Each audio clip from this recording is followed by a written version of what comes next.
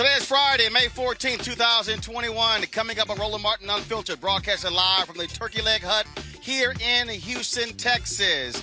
right here in the Trade, 3rd Ward, where Houston Mayor Sylvester Turner is going to be joining us. They're actually doing free COVID vaccine shots out here, so we'll be talking with him about that. We'll also be talking with Pastor Cosby, of course, who leads Willow Avenue Baptist Church, about gentrification and how they are staying in the hood to transform one of Houston's most historic black neighborhoods. Also, on today's show, authorities in South Carolina, they have released troubling, shocking, and stunning video of a black man killed by jail officials. The family, just a few moments ago, announced a settlement of $10 million with the city. Folks, we got to show you that. Plus, the San Diego Police Department, they're investigating two of its officers who were caught on tape while repeatedly punching a black man during an arrest. In Georgia, the state Supreme Court ruled that if police perform an unlawful arrest, the person being arrested can essentially fight back.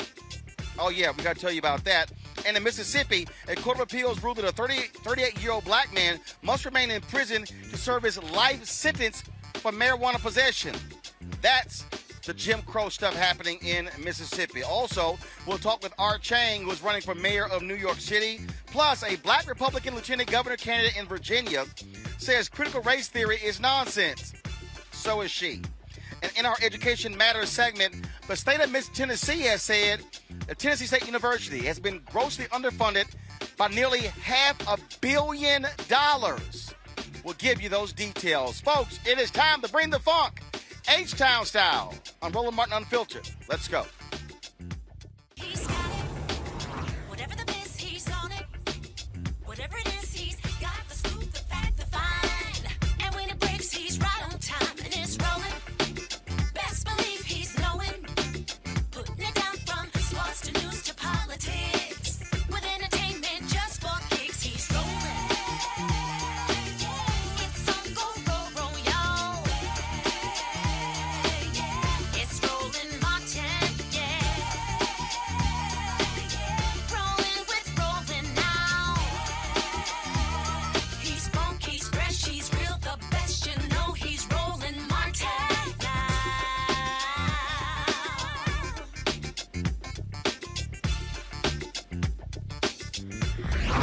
Martin.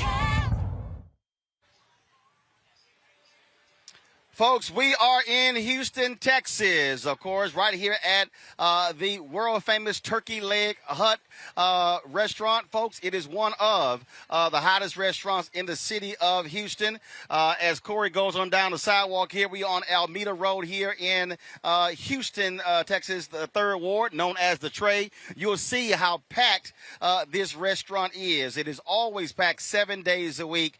We're broadcasting live from out here because the city of Houston, they're actually doing free COVID-19 vaccine shots.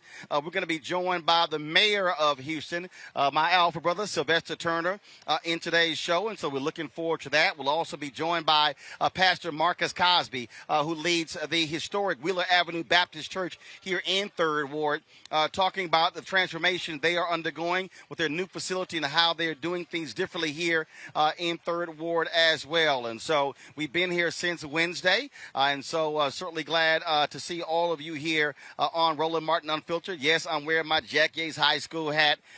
Jack Yates, of course, not far from here in the historic 3rd Ward here in Houston, Texas. A lot of stuff, folks, that we want to cover on today's show. But first, we're going to open in South Carolina, where officials there released video late last night of a young black man named Jamal Sutherland, who was viciously beaten and killed by jail officials.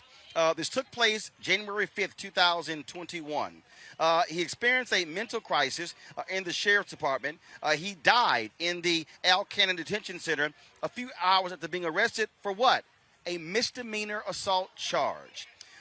So last night, the Charleston County Sheriff's Office released this video footage. Folks, let me warn you right now, it is shocking, it is disturbing, and this has led to a settlement with this family that was announced moments ago. We carried this live on Roland Martin Unfiltered, a settlement of $10 million.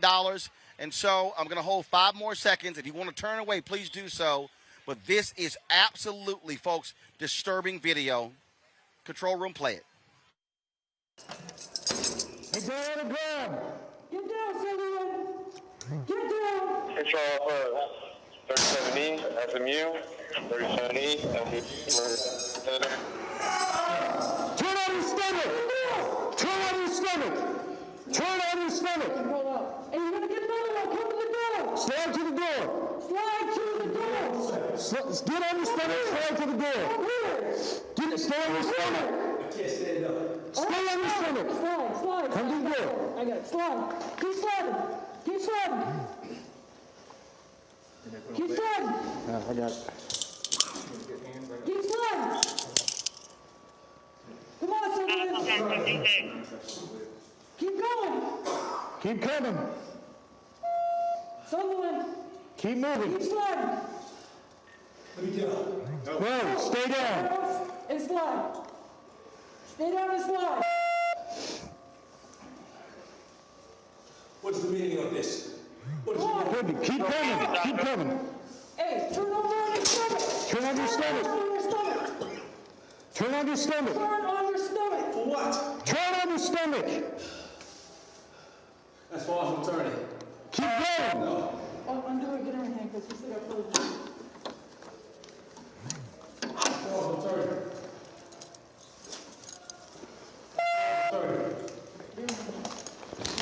Just stop, I'm turning. Do not resist. I'm going to resist it officer. Stop, you still got clothes in you. Loosen up.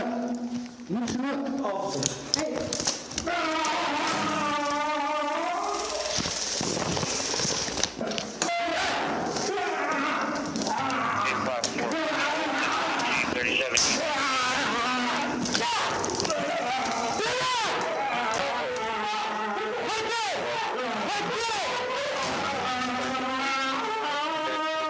Put your head behind the back. Put your head behind the back now.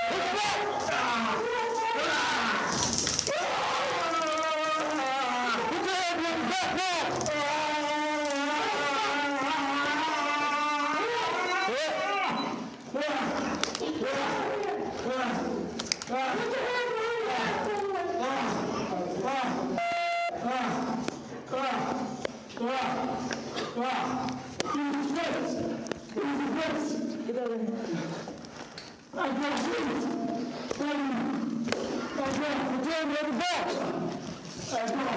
Stop. Get it, get out of here. Get out of the car. Deputy Dawson to Deputy Farrar. Oh, wait a minute. Where's that one? The mayor of Charleston, South Carolina, Mayor Keith Summy, released a video Wednesday detailing the role that the Charleston Police Department played in the arrest of Sutherland. Watch this.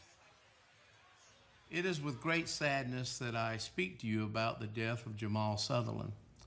Like many of you, I have seen the recent news coverage and believe it is in the community's best interest to understand what happened. While the city's involvement ended the day prior to Jamal's passing, I can at least shed light on the city of North Charleston's interactions. Jamal died at the Charleston County Jail on January the 5th, 2021, a day after North Charleston released him into the custody of the Sheriff's Department. I know that Sheriff Graziano is reviewing her staff's involvement. North Charleston's review is obviously centered on the actions of the North Charleston police officers. Our police department's encounter with Jamal ended the previous day when we turned him over safe to the jail staff. Nonetheless, I want the people of North Charleston to see how our officers treated Jamal and understand why he was taken into custody. Charleston County 911 dispatched officers from our department to Palmetto Behavioral Health on the evening of January 4th. Officers were told that a large-scale fight had erupted among patients and that staff urgently needed help from law enforcement. I want you to hear this for yourself so you can understand why North Charleston Police Department responded. Here are the first moments of the call made to dispatch.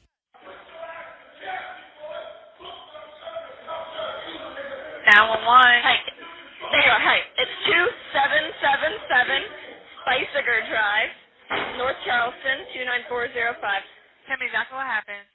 We have committed patients in the psychiatric hospital. One has assaulted several patients, and they're asking to press charges, and now he's trying to assault more people. In a later clip, you hear Palmetto staff report that people are in danger and hear the situation inside Palmetto start to deteriorate. Are you anyone else in danger right now? Several people are in danger right now. Yes, ma'am.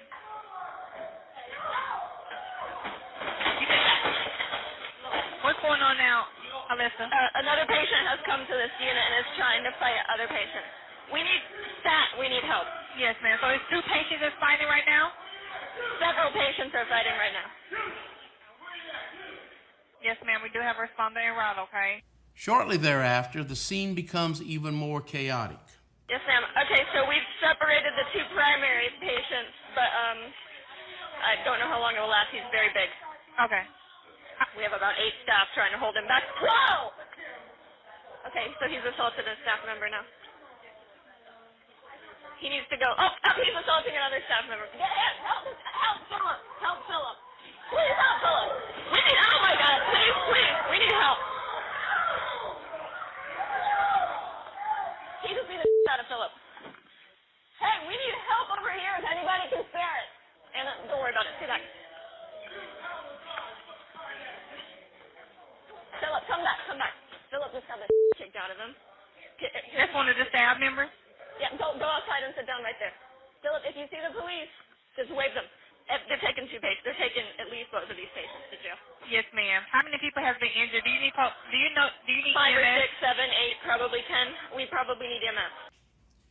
Given the mass fight that had just occurred inside Palmetto, leaving Jamal at Palmetto or taking him to some other unsecured facility was not a safe option for patients or staff. North Charleston Police had a responsibility to deliver Jamal safely from Palmetto to the jail. That is exactly what they did. Prior to transporting Jamal to jail, our officers took the time to ask all the questions that you would want them to ask. They talked to Palmetto's behavioral staff to understand exactly what had happened. That Jamal guy tried to come across the unit, so we had a code with him. We got him kind of like calmed down, and then lo and behold, he started punching people on the other unit. Yeah, he got one guy twice real good in the face. We tried to break him up. We got him kind of over to the corner, and another patient was trying to take up for one of the patients that got hit, so he popped him in the face twice. They also specifically asked about whether the victims wanted to have Jamal arrested or prosecuted. Of key importance here, recognizing that Jamal had mental issues and was in custody of Palmetto Behavioral Health, our officers specifically asked both Palmetto and Charleston County EMS if it was appropriate for Jamal to be taken to the jail. This is what North Charleston Police Department was told by Palmetto. So Jamal came across the counter and threw the fax machine, all that kind of stuff. And we finally got him kind of contained. And then one of our staff members tried to get Jamal kind of hold him, and he went at him and attacked him. So it was freaking chaos. It was one thing happened, and then something else happened, and then something else happened. So the people who got punched, are they staff members? 2 of them are patients. One hit 2 patients. Jamal assaulted a staff member. Okay, staff want to press charges? I think so. And we got to see the patients want to go. The 2 patients, and they're pretty adamant about wanting to press charges. So I can get their addresses for you if that's what you need. We need all their information, and we need to know. We need to talk to them. We need to make sure they want to press charges. And by Charleston County EMS. Yeah, because he just told me to get F out of his face. He doesn't want to talk to me. Please don't hit that. Yeah. Are those court committals or anything, or? He's committed. I imagine that Jamal is committed as well. Okay. So I think, yeah. So how does that work, Chief? So if they're on papers, how does that work to go to the jail? They can go to the jail. They just have to stay in custody of somebody, and that's where the issue lies. Is they have the ultimate say because they've been put into their care in terms of for medical treatment. Yeah. So if they wanted them transported someplace, they have to make sure it's set up with whatever facility that they're going to accept them if they went to the hospital. But as long as they're in police custody one way or another, then they're covered because they're a committal of the court, so they're still in somebody's custody. Okay. We just can't let them walk out or let them go whatever hospital they want to go to. As you hear, Palmetto and Charleston County EMS indicated that jail was an appropriate destination. Our officers transported him there. It is worth noting that Charleston County Jail has dedicated medical facilities on site for inmates. In fact, you will see in the next clip that a jail nurse was already in the intake area at the time our officers brought Jamal in. Let go! Relax. Let go of me! All right, now! All right. I need my vaccine! All right. Let go of me! Told you.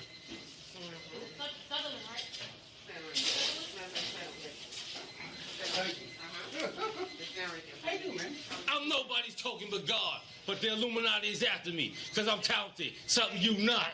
That's why you working here. Staying against the law. Thank you. It's a real serious matter. The elite been watching me. They probably flying over this fucking jail right now. You gotta stay by the wall, man. Please. Have fun. Thank you. You'll see that when our officers last had Jamal in sight, he was healthy and being accompanied by a nurse as he went into the jail.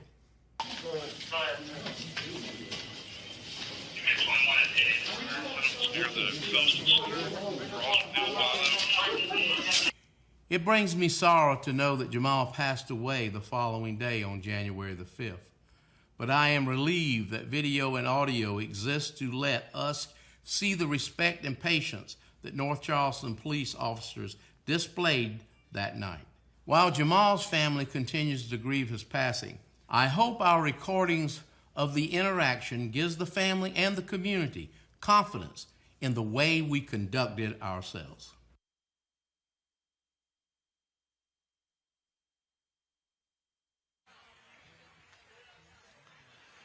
The family of Jamal Sutherland also made a public statement, and here's what they had to say with the release of last night's video. I'd like to thank the leadership in our state that have come out to help. I appreciate everyone. But what I want to say is that because of some things that are being put out, I feel like Jamal died yesterday. We were at a point where our hearts were content that Jamal was in heaven. But we have people now saying and doing things that they should not be doing because they're not aware of the situation. I'm gonna tell you about my son Jamal. Jamal was the second of our 3 kids. He was a man of God. We had a cousin of mine go in his room and she goes, why he has so many religious books? Because he wanted to learn about God. Mental illness does not give anybody the right to put their hands on my child. That's my child. I love my child. His brother and his fathers, they love Jamal. Jamal was good. I had 16 surgeries. Jamal never left my side.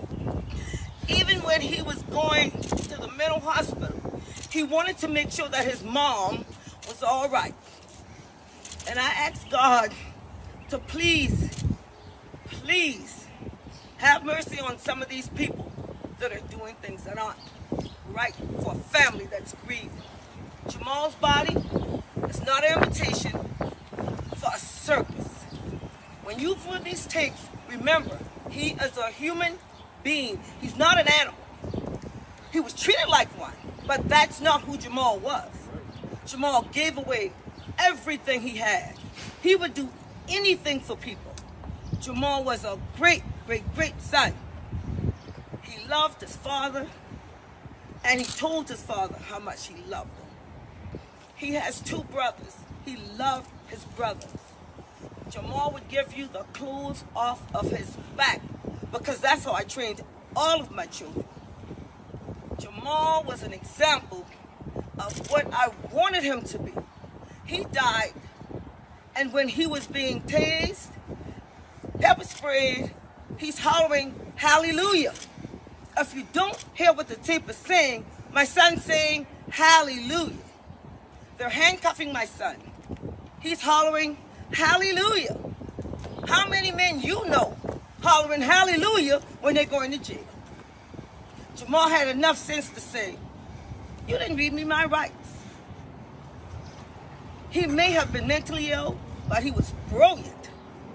Jamal made music and gave it away. Jamal was an example of what we should want all our young men to be. Black, white, purple, or green. I'm not going to stand before anybody and say anything that I don't know for sure, and I ask you to do the same. Respect my family. Know that hurt has not gone away. It's still in us. We waited patiently. We waited for the tape to be released. People are saying that we didn't want to speak. I wanted to speak the day he died. But I can tell you something I didn't know. I did not know. Now that I know,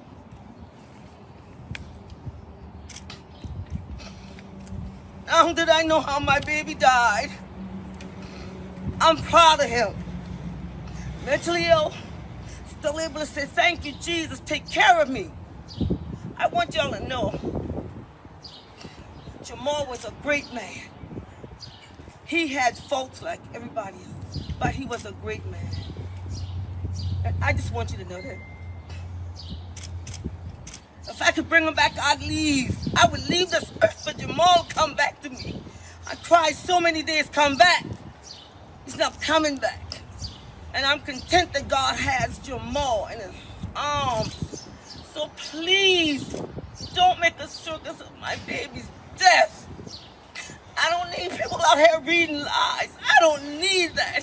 You destroy families when you do that. If you don't know, you are destroying the inside of us. You don't know, but you're telling somebody else about it. Please keep your conversations to what you know. I don't want any violence in my city. I want us to view this tape, and I want us to learn what we don't want happening again. I ask no violence. White, purple, green. We have black men being killed every day. I mean every day. I didn't want to watch it, and Jamal didn't watch it. Because it hurt our souls. Please, no more hurt from media parties, because they don't know him. And if you don't know him, please don't speak of him, because he was a great man. That was a great man, and I'm going to leave you with that. Jamal Sutherland was a great man. And there are some people that know they need to do things, and they're not doing it. So I ask those of you who knew your part in my son's murder to do the right thing. Please do the right thing. Thank you. All right, folks, man, that's quite emotional there. Let's go to my panel. D. Hawkins-Hagler, former Georgia State Representative. Michael Imhotep, host of the African History Network. And Brittany Lee Lewis, political analyst. D, I want to start with you. Obviously, extremely emotional. You clearly saw the folks in Charleston. They knew that this was going to be a devastating video. Everything I heard last night from people, they said this is going to be ugly. They're concerned about protest. There's a PGA tournament in Charleston, South Carolina on next week. And folks there are bracing themselves for a weekend of protest. Roland, that was absolutely heartbreaking. After watching that video, and I'm going to be honest with you, I didn't want to watch it the first time, but I did watch it this time when you showed it. It literally was just heartbreaking. And I know I grew up around mental illness. My mother was a psychiatric nurse for many years. And during that time, there was a way that you could restrain people who were having psychotic breaks. And I don't think that the behavior system in Charleston nor the police department handled this the right way. Even if they thought he was a threat, they could have taken him, if necessary, to another facility, even to a hospital for a 48 or 72-hour stay. I don't know what happened right here, but they didn't want us to see the final version because they knew that the public would be outraged. And so my heart just goes out to the family. And enough is enough. We have got to stop killing black men like The thing here, Brittany, and this is what we talk about here. Here's a young man arrested on a misdemeanor charge. Now you talk about mental illness. We keep going over this over and over and over again. This is what happens when you have to confront law enforcement when they deal with people who are mentally ill. He's now dead. Absolutely, Roland, and it's unfortunate that we continue to run into these issues time and time again. And the fact is that individuals with mental illness are vastly overrepresented in every corner of the criminal justice system. And until we reform the public policies that have literally abandoned them there, these tragic outcomes will continue. You know, statistically speaking, people with untreated mental illness are 16 times more likely to be killed during a police encounter than others. You know, quite frankly, I believe this is just one of the many examples demonstrating yet again that we need to not only defund the police, but allocate that money to training professionals that solely deal with these type of situations. Having a mental health breakdown, having a mental health crisis should not be an automatic death sentence. You know, and if we can't do that, we need to at least reduce the number of encounters between on-duty law enforcement and individuals with the most severe psychiatric diseases. You know, the thing, Michael, we talk about this all the time. Here we are in Houston, and we were at the Pamela Turner rally yesterday. Black woman, Baytown, Texas, 2 years ago, shot and killed 5 times by a cop, having a mental breakdown. And at some point, mayors, county officials, state leaders, congressional leaders are going to have to come to grips with the problem of a mental illness and law enforcement that is too combustible. There are too many people who are ending up dead who are having mental breakdowns. I still think about Kajima Powell, the brother who was killed 2 weeks after Michael Brown. Same thing. It was 16 seconds from the moment the cops showed up and shots were fired and he was dead. Yeah, you know, Roland, we see this time and time again, and you know, I definitely agree. In many of these, it was approximately 18,500 police departments across the country, and in many of these police departments, you're going to have to reduce the responsibilities and reallocate resources. And mental health is one of the areas that resources need to go into. Mental health, education, different things like this that will overall reduce poverty, but also reduce crime. But in reviewing this case here, well, number one, Jamal Sutherland was diagnosed with bipolar disorder and schizophrenia in his teens, so he was receiving treatment. But the pathologist says that the cause of death or the manner of death was undetermined. I kind of find that strange. How did he actually die? In reading this, the pathologist said the manner of death was undetermined. And then also, I watched the entire video and the presentation from Mayor Summey. Did the officers involved in arresting Jamal, did the officers have any mental health training? Because he's having a mental breakdown. And did they have any? I'm trying to find out. Did they have any mental health training as well? So you know, this is a troubling case for a number of different reasons.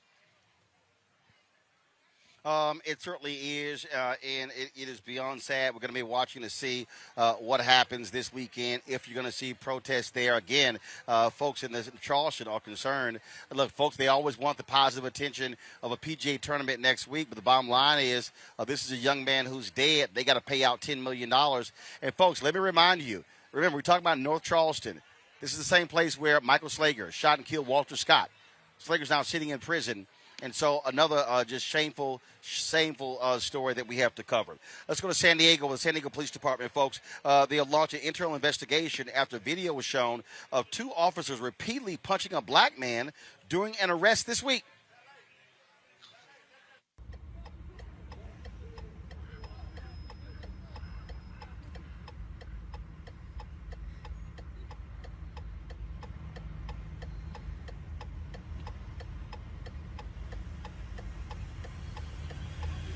Stop!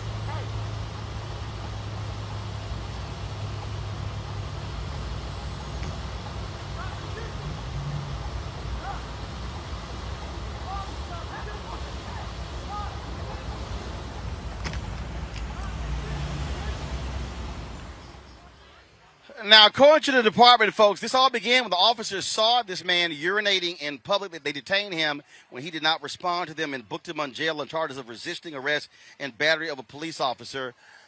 I mean, again, Brittany, see, this is the thing that every time we do one of these stories, the first thing you say is, how did it all start?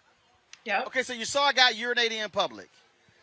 Or a misdemeanor charge, or you pull somebody over for a traffic light. I mean, this is what people are talking about, how you have to have police who de-escalate and not escalate. Roland, you hit the nail on the head. I'm thinking about how this started for urinating. They didn't try to de-escalate the situation whatsoever. And that man didn't go out looking for a problem with them or looking to harm those officers. Yet he ended up brutalized and then in prison. Now, Roland, I went to Temple University for undergrad, and folks loved to party there. There used to be white frat parties every night, and those same frat bros would go right outside on Broad Street and urinate for everyone to see, oftentimes underage with their beers still in hand. And you and I both know that this would not have happened to one of them. So what's exhausting is that this isn't about urinating in public. It's about a constant criminalization of the homeless. And at the end of the day, the homeless are a part of our community too. So the police, if they're truly to be protecting and serving, should be protecting and serving the homeless as well, because they're a part of our community. And I just feel like, can you imagine what our world would be like if the police just helped this man instead of actually harming him? Michael, again, this is the thing that what people are demanding. They're demanding real accountability, and you got to have cops who know, again, not to escalate, who understand that. And there are examples of it, but the problem is, there's too many tough guys who are walking around with badges and guns who don't like it when someone questions their authority, and then they know, oh, I can beat the hell out of them, and I'm going to get commended. Yeah, especially when it's someone who appears to be homeless as well. When it appears to be somebody who's marginalized, has less resources, you feel that they have less recourse to retaliate against you. They don't know the mayor. They don't play golf with the police chief. Things like this, right? You have things like this to take place. But for it to start from urinating in public, and then when the officers questioned him, he would not stop. Therefore, when the officers held him to detain him, it's just to escalate to something like this. I'm like, how many white people do you all stop because they're urinating in public? Okay, I know if they have the country music festival or the hold down or things like this, like we have here in Detroit. I know you have white people urinating in public. I've seen them do it here in Detroit. So, once again, this is an example why some people don't need to be police as well. Something like this is ridiculous to escalate from urinating in public. This doesn't make any sense. D? I concur with everyone. This behavior was absolutely criminal, what they did to this homeless man. And it just speaks to why so many of us around this country want to reform policing. I mean, it needs to go from an area of policing to public safety. And was he doing anything that was going to stop the public from being safe? No, he needed to use the restroom. And he's homeless. And many homeless people also deal with mental illness, which all these things are tied together. I mean, this is just absolutely ridiculous. And this is why we're sick and tired of being sick and tired. And we need to have real conversations in our state legislatures, in our municipal governments, about how we deal with policing and make them do the right thing, and stop just every week going through this over and over. It's a cycle. It's you know what? It's overrated. It's too much, and it's enough. We got to stop. This is too much. They need to go to jail. Both of them. Folks, let's talk about this story here that I don't know how this is going to go well, but it may cause some problems. The Georgia Supreme Court, they have ruled that if police perform an unlawful arrest, the person being arrested can essentially fight back. The ruling stems from an Athens man named Christopher Glenn, who was unlawfully arrested in 2018. Police arrested him while he was walking home because they received a call someone was loitering. Glenn wasn't. When officers attempted to arrest him, Glenn head-butted one of the officers and got on top of another. His case went all the way to the Georgia Supreme Court, where, based on English laws from the 1700s, the judges ruled that Glenn was within his rights to fight back because he was unlawfully detained. The ruling could have a significant impact on how unlawful arrest cases are defended in Georgia.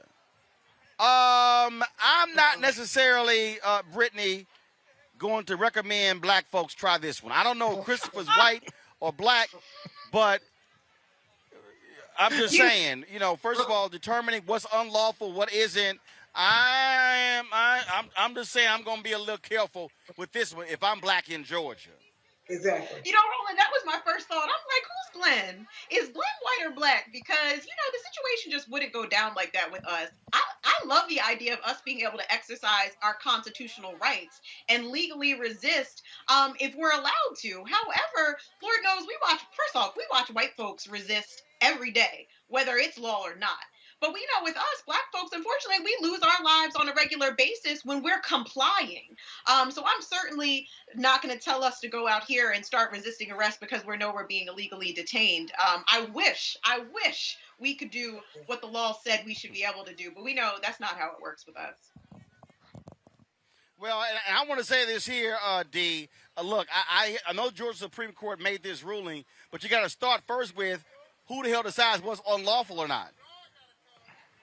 Exactly. And since I live in Georgia, I can assure you, if they try to arrest me, I'm going to go to jail and deal with it on the back end because they would kill my black behind. So I just need everybody not to pay that any attention. And now that it is being out in the public, I can assure you the Georgia General Assembly is going to go back in and rescind that law because they not want black people trying to resist being arrested. Watch what happens. Yeah, Michael, I'm just saying, I'm going to warn everybody black, brothers and sisters in Georgia, y'all might want to ignore the Supreme Court ruling. I don't think this one applies to us. Brother, I'm not trying to do another story of somebody black who's killed. I need to brush up on my law in England in the 1700s, but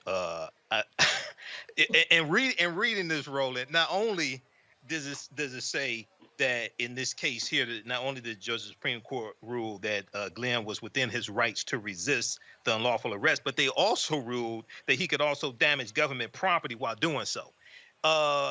Black people, don't try this at home. I'm telling you right now. And the other gray area is, okay, how do you determine what an unlawful arrest is? Because certain things that we see and we say this is unlawful, but when you get to court, it may not be unlawful. So, at the very least, we need more clarification on this. Up and down. But, and I want to know I want to know the ethnicity, the race of Glenn, because I think he's white. I don't think this. I don't think this was meant for us. Keep in mind, Georgia is the state that has the largest Confederate monument in this country. It's called Stone Mountain. Okay, I don't think this was meant for us. Like I say, I'm trying to check right now to see, but I don't think Christopher Glenn is a brother, so we'll see. Let me talk about this case out of Mississippi. And if y'all want to understand why Mississippi is so backwards, this explains it. A court of appeals in Mississippi has ruled that a 38-year-old black man must remain in prison to serve his life sentence for marijuana possession. This week, Alan Russell argued on appeal that the length of his sentence constitutes cruel and unusual punishment. He was sentenced to life in prison in 2019 after a jury convicted him of possessing more than 30 grams of marijuana.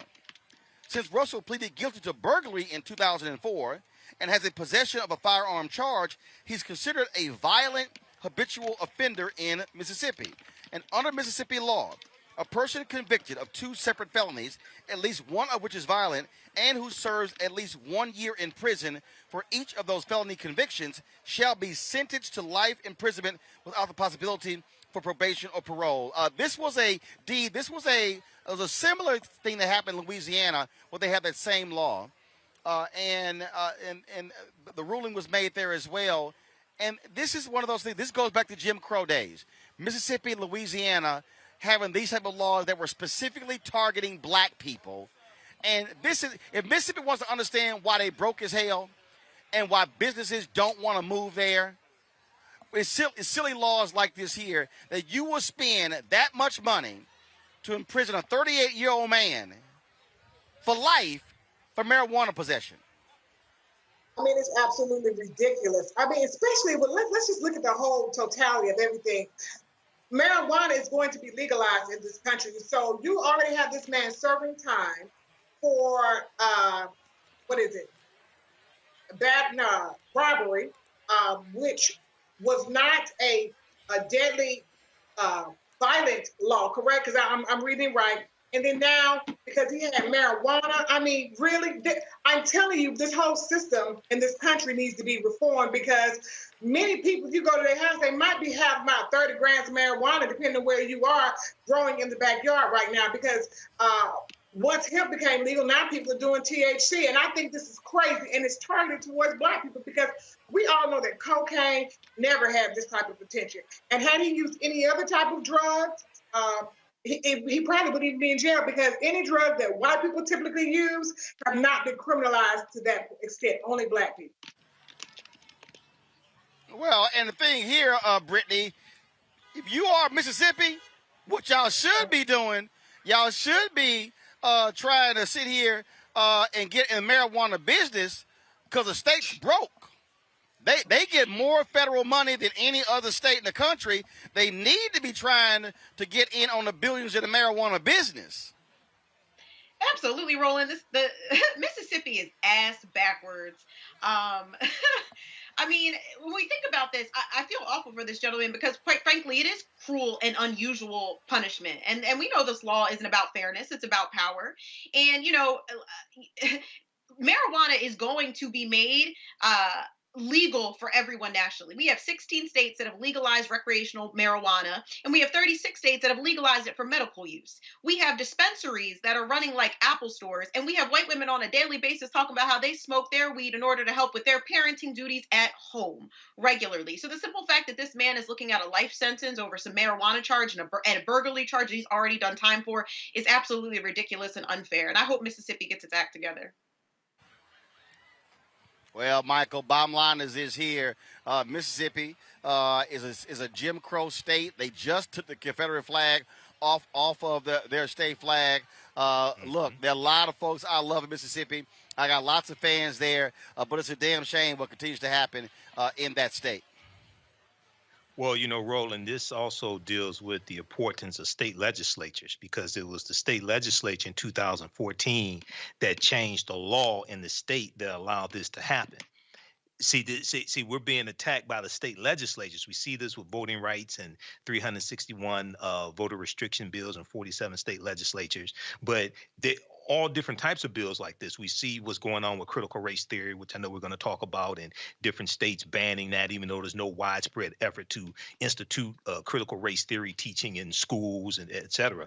So, but this is crazy, man. And we have to understand, Mississippi, this is the state that had the largest number of lynchings from 1882 to 1968. There's something like 581 lynchings in Mississippi. So once again, this deals with the importance of understanding the state legislature and putting the right people in the state legislature to change these laws like this as well. But if marijuana becomes legal in the state of Mississippi, man, this brother should be released from prison also. Yeah, but here's the deal, though. This is also, look, Mississippi has the largest number of Black elected officials in the country, the largest percentage of African Americans in the country, and it is an oppressive state for African Americans. Folks, let's talk about oppressive. The Republican Party, they continue to try to deny women of color when it comes to serving the Department of Justice. Kristen Clark, who was being nominated by President Joe Biden to run the Civil Rights Division of the Department of Justice, did not get any Republican votes in the Senate Judiciary Committee. It went 11-11. It now goes onto the full floor. Senator Chuck Schumer, the Democrat, the majority leader, said is going to be advancing her nomination. If confirmed, she would be the first Black woman ever to be confirmed for the position. No word on whether or not Senator Joe Manchin is going to vote for her, if any Republicans are going to vote for her as well. And so Republicans continue to criticize her for her record. They also claim her editorial in Newsweek, I prosecuted police killings, defund the police, but be strategic, advocated abolishing the police. In fact, she's actually talked about reforming the police and said the magazine selected the headline, not her. And so we'll be watching to see if Senator Chuck Schumer sends her nomination to the full floor for them to vote. Now, the thing that we've been watching also, folks, are these Republicans who want to completely act like January 6th never happened. The Republicans and the Democrats have agreed to create a special committee similar to the 9/11 committee that will investigate what took place on January 6th. But here's the problem with that. The problem is there's going to be a Democratic chair, Republican vice chair. They have to agree on issuing subpoenas. Well, hell, the Republicans don't agree. We know exactly what the problems are going to be. We know what took place. Republicans led an insurrection of the U.S. Capitol because they did not want President Joe Biden to be confirmed as president of the United States. If y'all want to see how stuck on stupid these people are, listen to Andrew Clyde, this idiot from D state of Georgia. Y'all, he actually said this during the congressional hearing.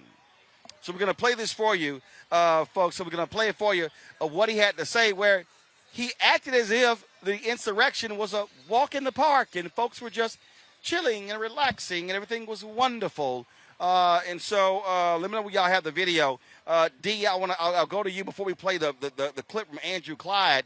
I mean, look, does Georgia have a corner on crazy members? You got this dude, Andrew Clyde. You got Marjorie Taylor Greene.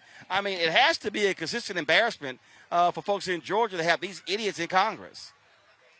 I am like my grandmother used to say, I'm so ashamed. Sometimes I just hate to tell people I'm from Georgia, between suppressing voting rights and people trying to be revisionists of history, until March 13 and then, K&I. I don't even know what to do with all these wiped out people that are in Georgia. It's really quite embarrassing. And this is why we have to change all of the leadership from the top to the bottom, congressional and every constitutional officer in Georgia needs to go, because they're all white, crazy behind Republicans, and this is what you get every single time that they are at the forefront. Because everyone can clearly see. So they're basically saying what your lying eyes have shown you. Oh no, it was just a tourist visit. Oh no, I don't know what y'all saw. They were just coming by to check out their, nation's capital. Lies, all lies, and the liars who tell them.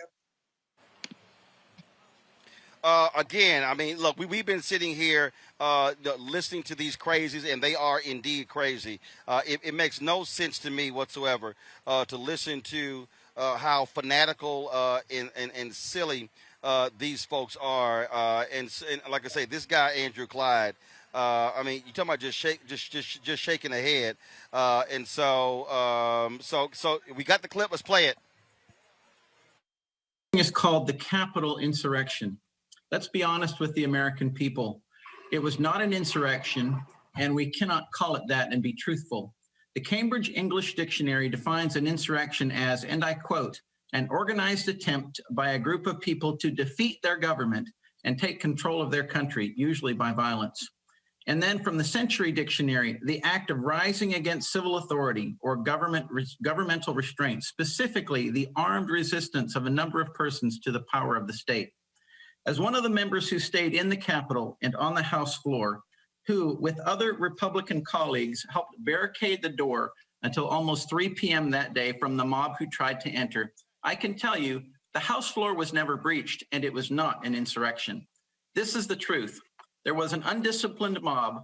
There were some rioters and some who committed acts of vandalism. But let me be clear, there was no insurrection, and to call it an insurrection, in my opinion, is a bold-faced lie. Watching the TV footage of those who entered the Capitol and walked through Statuary Hall showed people in an orderly fashion staying between the stanchions and ropes, taking videos and pictures. You know, if you didn't know the TV footage was a video from January the 6th, you would actually think it was a normal tourist visit. There were no firearms confiscated from anyone who breached the Capitol.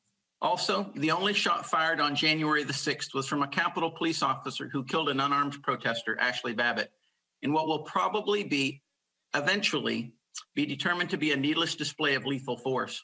Camera up. This hearing is called the Here's how Democrats responded to that fool. Congressman Jim McGovern of Massachusetts says, I was there that day representing Clyde, presiding over the House chamber while we were being evacuated. I saw people punching the glass doors with bare fists to get in, desecrating America's capital to obstruct Congress. Calling it a normal tourist visit is sickening. Shame on you. Congressman Don Beyer from Virginia, a normal tourist visit? Police officers who responded on January 6th were stabbed, gouged, beaten, suffered broken ribs. Y'all should be pulling these tweets up. And three are no longer with us. Republican leaders defend this kind of lying while they punish those few with the courage to tell the truth. It's despicable. Congressman Catherine Clark, Republicans aren't just trying to rewrite history. They're telling you not to believe your eyes or trust what you saw. Look at the videos. Listen to the staff and officers. Read the death certificates. The insurrection was anything but normal, and it won't be erased. Folks, how crazy this is? Clyde was attending an event honoring police officers and was asked to clarify his statements about what he says didn't happen on January 6th. He said this.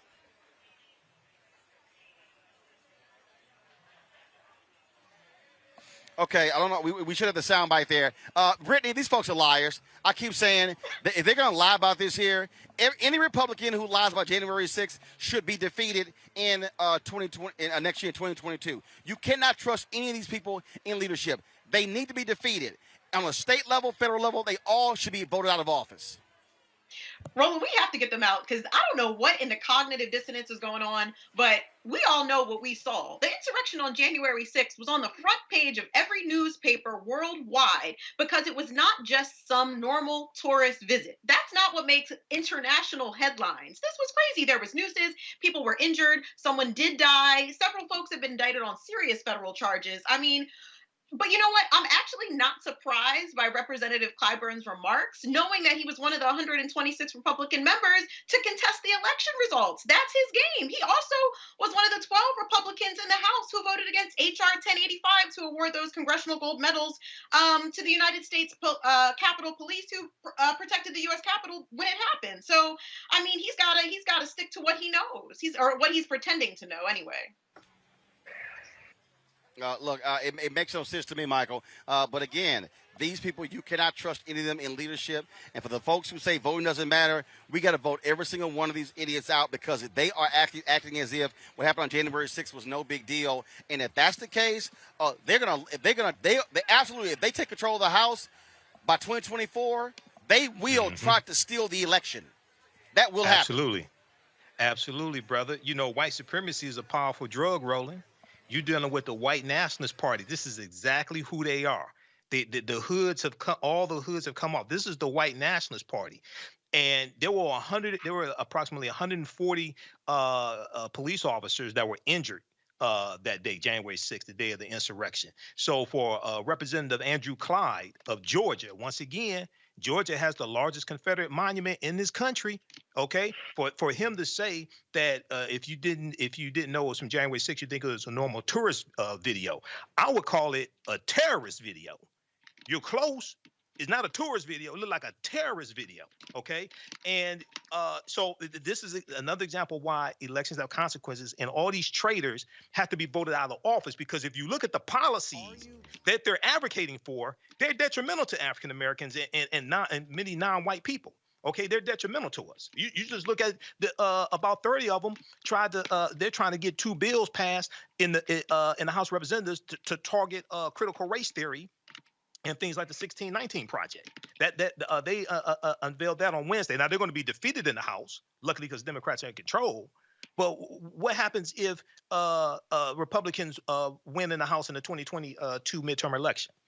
So yeah, brother, we're dealing with the crazies. This is the QAnon white nationalist party. We're dealing with the crazies. And that's why folks absolutely have to vote. Panel, I certainly appreciate it. Thank you so very much for joining us today. Dee Dee, Brittany, and Michael, thank you so very much. Folks, got to go to commercial break. When we come back, we're going to be chatting with this man right here. He is the mayor of the city of Houston. He is going to be joining us next. We'll also be talking with a mayoral candidate out of New York City, Art Chang. He'll be joining us as well. We are broadcasting live from Houston, Texas, here at the Turkey Leg Hut. It is jam-packed as always, and so this is Roland Martin Unfiltered. Always glad to be back home in H-Town, and we'll bring it to you folks. We'll be back in a moment.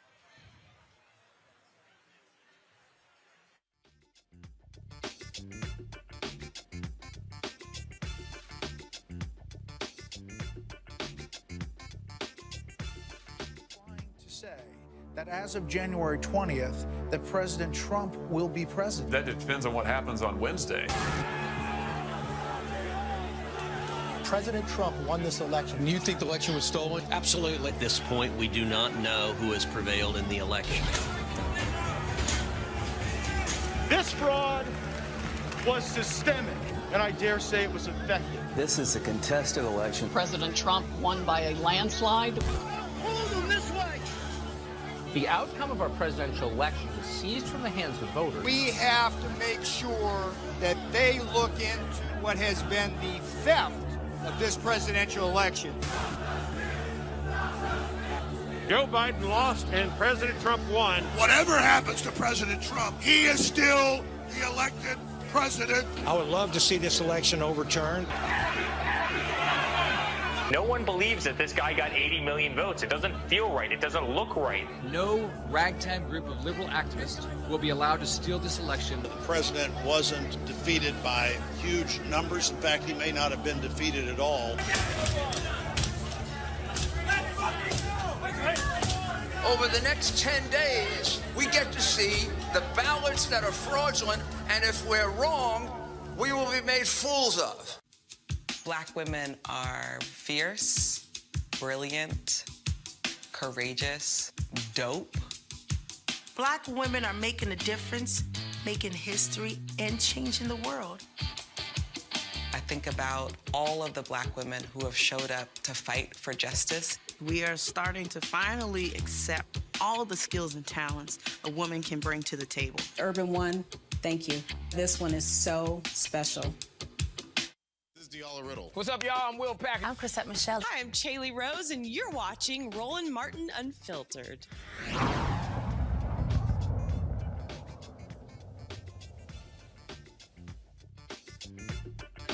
All y'all, we're here at the Turkey Leg Hut, and so we're back live. We were taking a photo here first, so my brother Reginald stepped over here. Then we were taking a picture of the mayor. He's an alpha. Then of course, then Paul. We got Pastor Cosby. So it's alphas all over the joint. So we just want to let y'all know how we roll. For the rest of y'all out there who couldn't get in, that ain't our problem. That ain't our problem. So I want to let y'all know that ain't our problem, but it's all good. And so, okay, y'all got to go now. I got to interview the mayor. Yeah, y'all got to go now. Y'all got on. Y'all got on, huh? Girl, you better go on over there with that me stuff. This an alpha thing. Go on over there with that stuff. Y'all, we are here in my hometown of Houston. We're joined right now by the mayor of Houston in his second term, Sylvester Turner. Doc, how you doing? Yes, sir. Yes, sir. Glad to see you here. Hey, man, welcome back to your hometown. It's always good to be back home in the Trey in 3rd Ward. We're here, and so we were trying to get you on Wednesday, and then when Mary said, hey, y'all were going to be here doing COVID vaccine shots, man. I said, well, let's go ahead and do the show here. Look, we brought the mobile unit to where the traffic is, and instead of the big setups where you have a lot of staff there waiting for people to come, we decided to come to the Turkey Leg Hut where there's plenty of traffic, make it real accessible to people. People are getting vaccinated. You bring it to them to where they are. And then, quite frankly, their peers help to encourage people to get vaccinated. Well, see, this is about to trip you out. So my company, we've actually put in proposals with several states. Texas was one of them. Maryland. We were trying to tell HHS. We were trying to tell others as well. This is how to do it. And, they kept sitting here. Doing what they normally did. And we were like, folks, I'm trying to tell y'all. It works. I said, we can do, like, this literal setup. We should explain them. We can do live broadcasts from places, do COVID shots, all sorts of different stuff along those lines. And they were so hard-headed. And then when they hit that wall a few weeks ago, I sent an email to HHS saying, look, we tried to tell y'all. It works. You go to where the people are. Right. So we're going to the restaurants, man. I'm going to the clubs and the bars with my mobile units.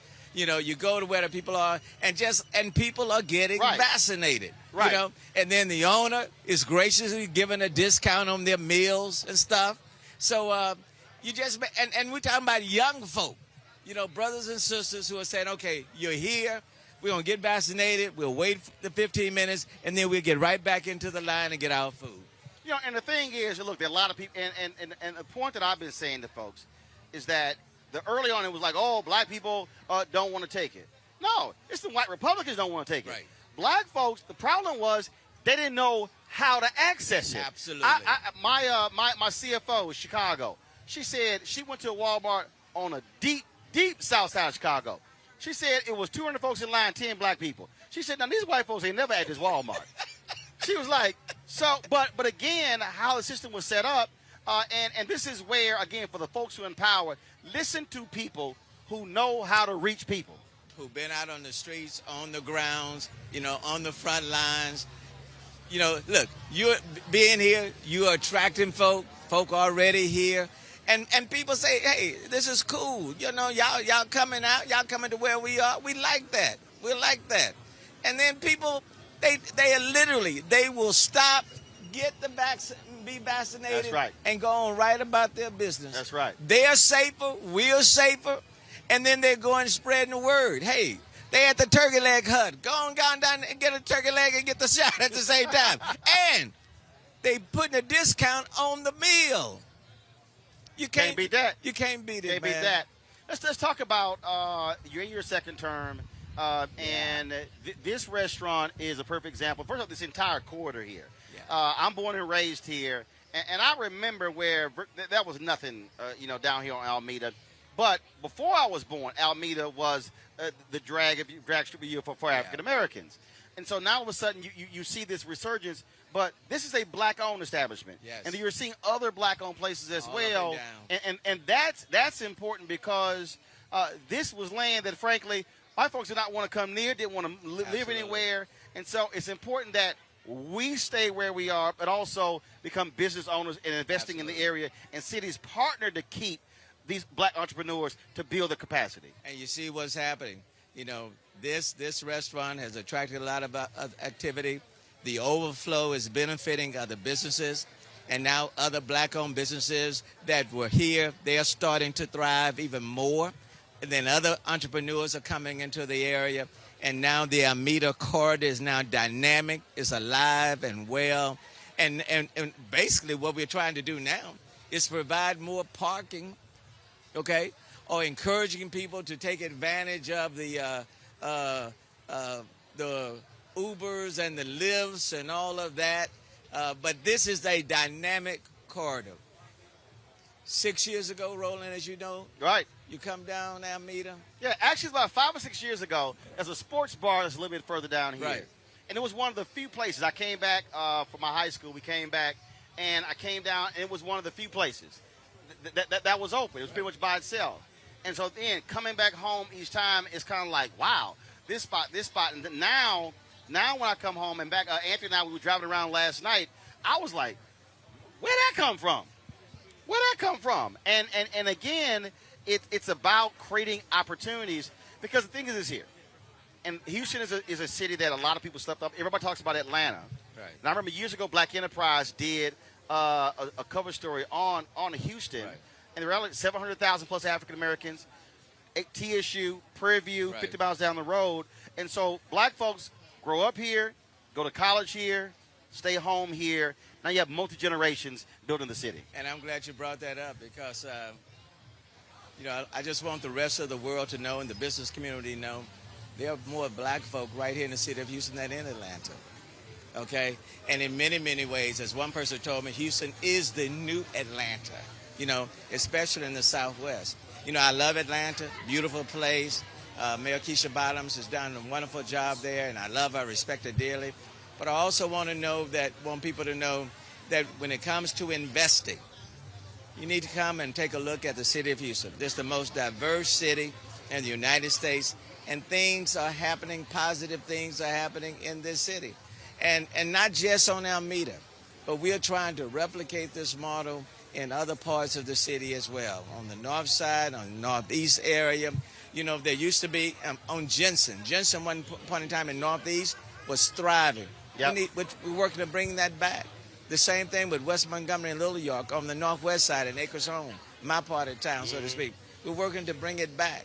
And so, want people to, sometimes corporate America, they get fixated on either one person or one city, and they assume that's where everybody, is. Right. But look, There are opportunities all over the country. And that's one of the messages that I'm trying to carry forward as now the president of African American Mayors Association. Look at the different cities around the country and invest in these cities, large and small, and you'll see the potential that can flow from it. Let's talk about that. We talk about the Black Mayors Association. There was a name change. There was a reorganization. Yeah. That was a shift. And the thing that there's so much attention that's on Congress, President Joe Biden, Vice President Kamala Harris. Right. But what people don't understand, the ability of mayors and city councils to directly control dollars, to be able to create the economic opportunities, to transform neighborhoods and cities, that's really where the power is. We're the engines. We're the engines of the state. We're the engine of the country. And mayors are front and center. We're on the front line. When it comes to minority women business opportunities, we are the ones that are dispersing those dollars. We are the ones that are helping to create entrepreneurs and expand their capacity, giving them the opportunities. When the monies are flowing directly, let's say from the federal level, directly to the cities, we are making sure that they get that, to go that last mile of the way. And oftentimes when the Fed, and I've said this to congresspersons, when you send money to the state, and then you expect it to come down, all the time it doesn't come down. Especially, let's just go ahead and say it. And like the state of Texas. And you serve in the Texas legislature. The reality is where you have these states, where you have Republicans who are controlling these states, and look, the money is not coming to the cities. It's not getting here. And in fact, we see what's happening where in Austin, and the same thing happened in Georgia, where they pass a bill, first, which kills me, they love talking about local control and the small government, but they want to pass a bill telling you how to spend your money when it comes to police department. In the state I'm sorry. That's crazy. I thought they believed in local control. Only when they are in control. Okay? It's local only when they are in control. When they lose control, it's no longer state, it's no longer local control. It's the state trying to preempt local control. And I'll say it, they're targeting also black-run cities. And that is true. No, and I'll say it as well, because those are the realities. And you really have to speak truth to the situation. So I'm not trying to color code anything or be nuanced. In many of the cities that are being run by people of color, now people at the state level are doing everything they can to preempt, to control the flow of the dollars, to run your departments, run your police department, run my public works department, taking over our assets, and then trying to direct those dollars, back up to the state level, and trying to bankrupt. And then they take the position where you see what's happening. They don't know how to run their cities. Well, right. If you are controlling the flow of the dollars and trying to preempt and take over our ability to run our cities, then what do you expect to do? In fact, the Republicans in Georgia, they have been trying. They have been wanting to take over the control of the airport for a long time. Because I'll say the white folks in Georgia are still mad at Maynard Jackson for what he did, because using that airport became the economic engine that created economic opportunities for black folks, and they still are trying. And that's where I keep arguing, and I got people out there that always talking about, man, you keep talking about voting. I'm sitting here saying you can't talk about change our community, change our neighborhood, let's have economic development, let's redevelop, if you don't control the policy. And that is very true.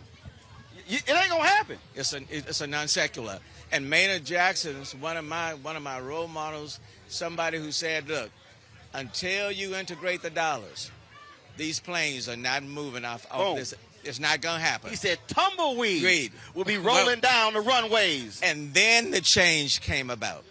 And so mayors today are still looking at how Maynard Jackson ran Atlanta and the change that came about. And now, it's all happening on our watch, and we have the responsibility to do the same thing. And that is to make sure that the dollars that are flowing through our city are done so where it's fully integrated, where the diversity of our cities is reflected through the economic interest that's taking place in our city. Last question for you, sure. And that is this here. You're dealing with voter suppression in this state, the whole battle. and there's somebody who's watching. They're like, okay, man, I hear all of that. Look into that camera there and talk to that brother or sister to explain to them why every time they vote in that school board, city council, county commission, state rep, state race matters, but also why you need to see them coming down to City Hall after the election. Well, let me tell you, elections matter, and who you elect matters. If you are concerned about the murder of George Floyd and you don't want that repeated, just understand that the policymakers, the people who bring about the reforms, got there from the ballot box. And if you don't elect the right people there, don't expect the right policies to come from that. And if your vote did not matter, why would there be over 360 bills being filed in 47 states to restrict your right to vote, to deny your right to vote, to suppress your vote, to intimidate your vote, if your vote did not matter? What we do, for example, as mayors across the street, directly impact what takes place in your community, in your neighborhood, at your house. And so it's important for you, after you cast your vote, to vote in the elections, it's also important for you to show up at City Hall to lend your support. Look, the voting process is 24/7. It's not just one day or 2 weeks. It's 24/7, 365 days of the week. And if you want the change, you got to be the change that you want to see. Man, Sylvester Turner, well-spoken. Thanks, my man. Alpha brother, my Church Without Walls church member. Love you, man. I appreciate it, sir. I was glad to be back home. Look, I want you to stay here. Well, I want to come back home. In fact, one of my colleagues, she was talking about y'all were trying to do some initiative utilizing tax incentives to do media stuff. And she called me and she said, Roland, they're trying to do that something. She said, what you think about it? I said, oh yeah, I'll think about it. I said, I'll think about moving New Vision Media home. We want you to stay. The goal, man, I've got 2.5 years to go. And we're going to work all the way to the end. But the point is to create opportunities in this city that can benefit not only the people in this city, but quite frankly, even beyond this city. And it's not about being an incrementalist. And I tell anybody, if I wanted to be an incrementalist as a mayor, I may as well go home. You do a little bit and nobody sees the little bit that you do. This is an opportunity. This is a time when you have to be transformational in your leadership. You do have to be bold in your leadership. And you can't be afraid to speak the truth, no matter who it may offend. All right. Keep swinging, my brother. All right, man. I appreciate it. Thanks a bunch. Good to see you. All right. Hey, Take folks, care. got to go to commercial break. We come back. We're going to talk with Art Chang, who's running for mayor of New York City. We'll also talk about HBCU funding in Tennessee. They've been shorting Tennessee State nearly $500 million. We'll discuss it. We'll talk with the state rep there. Also, Marcus Cosby, pastor of Willow Avenue Baptist Church, who's doing some amazing things, keeping them in the hood. We're going to talk to him. Also, Cora Coleman, drummer for Beyonce and Prince. I'm going to chat with her as well as the brother who owns the Turkey Leg Hut. Y'all, we got a jam-packed show for you in the second half of Roland Martin Unfiltered.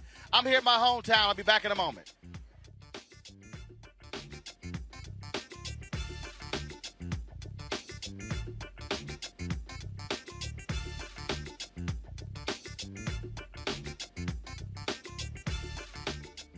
The lonely, the alienated, the sad, and the angry.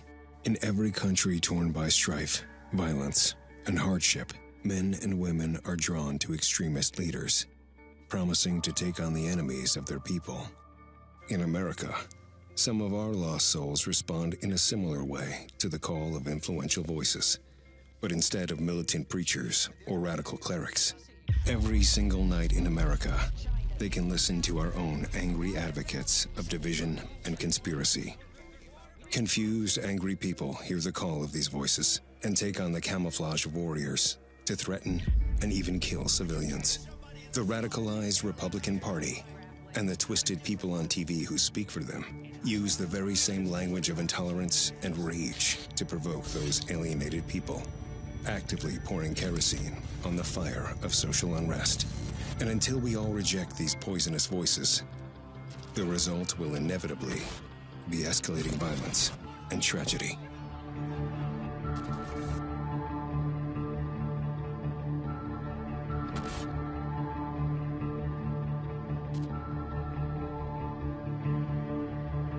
Black TV does matter, dang it. Hey, what's up, y'all? It's your boy Jacob Lattimore, and you're now watching Roland Martin right now. Yee.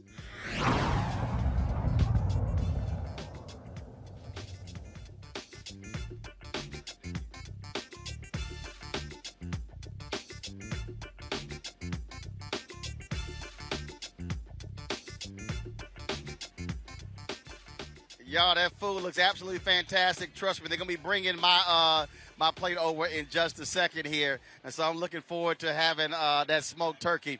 All right, folks, they're about to have a news conference with the mayor right here, but I'm going to be asking some questions. And so, control room, the way we're going to do this whole thing, y'all just simply, when I toss to the guest, just kill my audio. We talked to Mayor Sylvester Turner. Art Chang is trying to become the next mayor of New York City. We've already had a couple of candidates on. He joins us right now. Art, how you doing? I'm doing great. Thank you so much. By the way, that turkey looks amazing.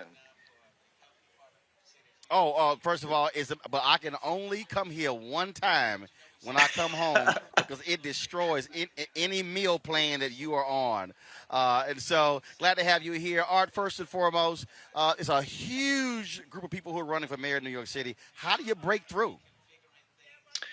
Well, let's explain what the job of the mayor is. I mean, I think that's a really critical piece here that no one's really talking about. I mean, New York City is one of the most important places in the entire world. Its economy alone would put it in the top 15 of all countries if New York City were a country. The budget for the city is larger than all but 4 states. If New York City were a corporation, we'd be in the top 35 by budget, and we'd be in the top 15 by the number of employees. New York City is incredibly important. And so who do you want to actually manage this, right? Is it someone who actually knows city government? Yes, you do, and that would be me. Or state government, who has actually made change happen in government, but also somebody who can actually work across to the private sector, who has a long track record in the private sector and working in many areas that are important to the city, like technology, like education, and like, small business. And I think I'm very uniquely positioned among all those areas. But again, now you're dealing with money, you're dealing with name ID, you're dealing with all of those different things that go into it. But also, y'all have ranked voting, and so that means that it's not always about getting that first vote; it's getting the other votes as well. And so, what is your strategy to build your way to victory that way? Absolutely. So, my goal is not to be number one and solely number one, but to appeal to a broad group of people who are fed up with the way it has been. We have a few folks who are running who have been career politicians. We have a current mayor who is a great disappointment, who has been a career politician, so we see what happens with that.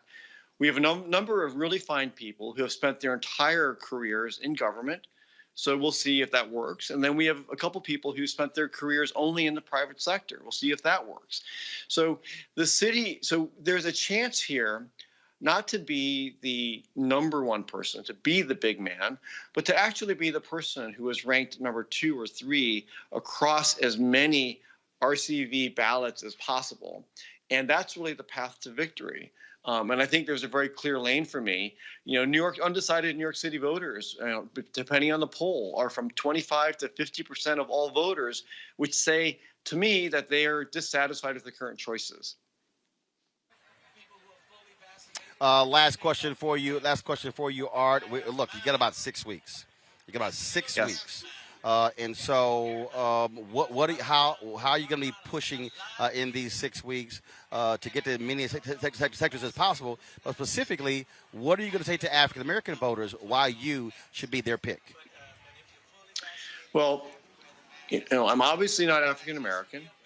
But the one thing I am is I have an unusual story. I was born in Jim Crow Atlanta in 1963 at a time when Asian immigration was illegal. I moved to Akron, Ohio, to an all-white school district where I felt racism on the street, and I grew up in a domestic violence household. I lived with the civil rights movement. The civil rights movement is what enabled Asians to become citizens in this country, to forge a path forward, to watch what happened, and to follow in the footsteps of great Black people, great Black leaders who practiced, peaceful disobedience and protested and found political power and forged a path to make a difference, not just for themselves, but for everybody else. Because we know the civil rights movement didn't just enable Asians to immigrate to the U.S., the civil rights movement also paved the way for women's equality and gender equality. It is a basis upon which equality is formed in this country. In my own experience, I've lived in New York City since 1985. I lived my entire time here in Brooklyn, for all but 2 years. And I am very, very familiar with all the communities that Black people live in the city. And I'm very familiar with hardship. I've been through that hardship with racism and violence, but I've also been through that hardship just in the life that I've had here in New York. I know the feeling of not being able to pay the rent, of not having enough money for food, of losing everything and having to lift myself up off the ground. And that's what we have to do here over and over again. And I bring a unique set of tools from technology and business and tech and technology with the goal to restore equity for everybody. I'm the only candidate here who has actually started multiple small businesses in this city. And so when I know what the importance of economic growth and the connection to education is, for everybody here in this city. All right, Art Chang, we certainly appreciate it. Thank you so very much for joining us here on Roland Martin Unfiltered. Good luck. Hey, thank you so much for having me. All right, then. Thank you very much, sir. Folks, let's talk about HBCU funding. A committee in Tennessee has determined that there is massive underfunding of Tennessee State. We're talking about to the tunes of upwards of $500 million. They say that since the beginning, Tennessee State has not been properly funded by the state of Tennessee. This was an amazing story. And this is what they say. When Tennessee State was funded, it was a land-grant institution requiring the state to match the federal money sent to the school every year. But the state has failed to do so since the 1950s. A legislative committee estimated that Tennessee State has lost anywhere from $150 million to $544 million. That's $500 million. We, of course, you just recently had the out of Maryland, where the state allocated $500 plus million to the 4 HBCUs. The Mississippi case, which attorney Alvin Chambliss won, same thing. The funding that was to more than $200 million. But this shows you what is going on in these states, how Black folks have been shortchanged. Joining us right now is State Representative Harold Love of Nashville, Tennessee. Representative Love, how you doing? Doing well, Brother Martin. Thank you for having me on tonight. Man, what does that say? I mean, and I see here you've had Tennessee State trying to sit here and do the job, having to compete against the University of Tennessee and others, and here they are never being properly funded. This is an abomination. Sure, and what I want the viewers to understand also is this. Not only did Tennessee State not get that $544 million, but every time that the state of Tennessee did not make that match, Tennessee State had to find the funds from reserve funds to make that match, which meant that Tennessee State could not properly maintain its buildings. Tennessee State could not properly provide scholarships for students. Tennessee State could not properly provide salary increases for its faculty. And Tennessee State could not properly put money into its endowment. So it's not just a loss of $544 million from the state, but also that $544 million came from Tennessee State having to do fundraising and put out of its reserves to make that match. So what happens now? Will the state fix this problem? Here's the blessing in this. Tennessee State is in my district. I'm a TSU graduate. My father was in the legislature from 1968 to 1994 and started this study in 1970. And so we really picked up where he left off. And now we have 2 more meetings of this committee that I'm chairing, which is going to allow us to put together a plan to get this $544 million to increase academic programs, to repair infrastructure that's been damaged, to provide money for scholarships for students, and also to look at increasing faculty pay. And so, Roland, this will really allow us to put together a 10-year plan. And that's why I really like what the state of Maryland did with the legislature, because they gave us a model for how to start this repayment process. Well, I'll tell you, I have been covering these issues for a number of years. In fact, yesterday, and I will be more than happy to connect you with him. Yesterday at the rally we had for Pamela Turner in Baytown, Texas, Alvin Chambliss, the brother who led that successful lawsuit against the state of Mississippi, was there. And this, I mean, he is one of the foremost experts on HBCU funding. And so we certainly love to connect you because, look, this speaks to the fundamental problems our schools have been facing, which then impacts the education that they receive, but it also impacts the ability to be able to pay HBCU professors fair wages. It impacts tuition, impacts all of those things. And so this is a huge, huge deal that this committee in Tennessee has determined. Yes, I would love for you to connect us because, to your point, there are at least 18 other land-grant HBCUs that are probably enduring the same problem where they have not had their state match. They've had to dig into their coffers to make the match for decades and are suffering, to your point, of not being able to pay salaries like they would like to, not being able to provide scholarships like they want to, not being able to properly fund their endowment. And so this is a collective effort, and I hope that our committee's work also becomes a model for other HBCU land grants to use, but certainly would love that contact with that gentleman so he and I can talk about ways that we can get this done very quickly. Well, sir, I'm absolutely going to make that happen, and so we're certainly glad to have you here. If there's anything that we can do, simply let us know. I know Dr. Glenda Glover well. I was a commencement speaker at Tennessee State a couple of years ago, and, in fact, I think the students there have invited me to come back to the campus, and so I look forward to broadcasting Roland Martin Unfiltered from your district at Tennessee State real soon. Yes, sir. Thank you for this. All right, thanks a bunch. All right, folks, let's talk about what's happening in Virginia. Thank you very much. The Republicans have put forward a black lieutenant governor who is one of the craziest folks you've ever seen. Y'all, watch this here. She recently went off against critical race theory. The problem is I don't think she even knows what the hell it is. Her name is, first of all, just roll a video.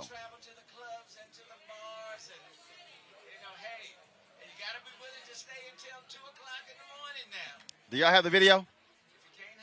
Okay, all right, sorry, folks. I mean, first of all, here's someone who is just outlandish, who's just crazy, and she even took a photo, y'all, of her holding a gun, My wife sent the photo, Winsome Sears. Yeah, her name is Winsome Sears. And it's just crazy. It's just absolutely crazy, and it makes no sense at all. No sense at all, folks. Let me do this here. I'm going to go to a break right now, folks. The folks at the Turkey Leg Hut brought out this unbelievable.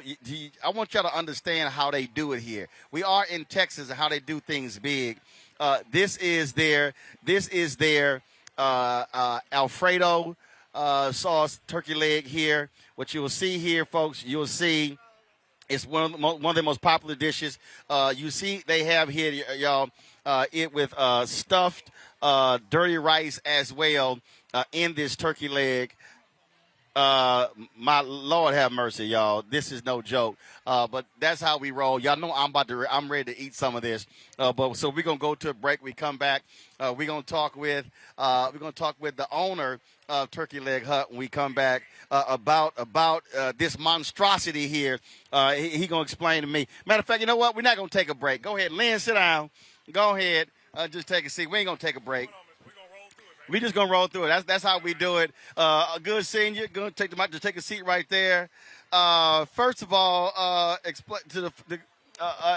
explain to the folks what we looking at.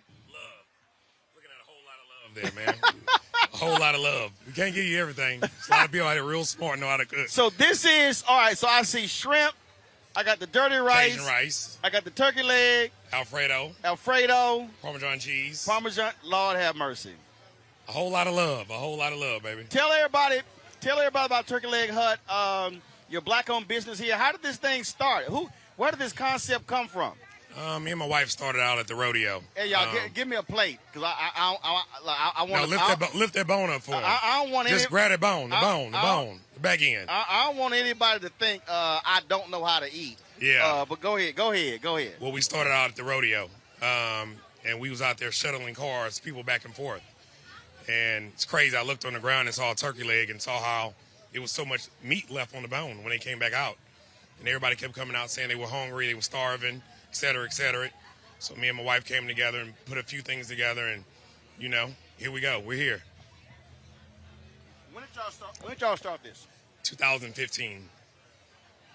In 6 years, explain to the folks watching how this thing just has exploded. From here, additional restaurants, the food trucks, how folks all over the country come to Houston and trying to come here for one of these turkey legs. They do. It's a blessing. You know, we pray. I tell people all the time, I pray 5 times a day with my eyes open.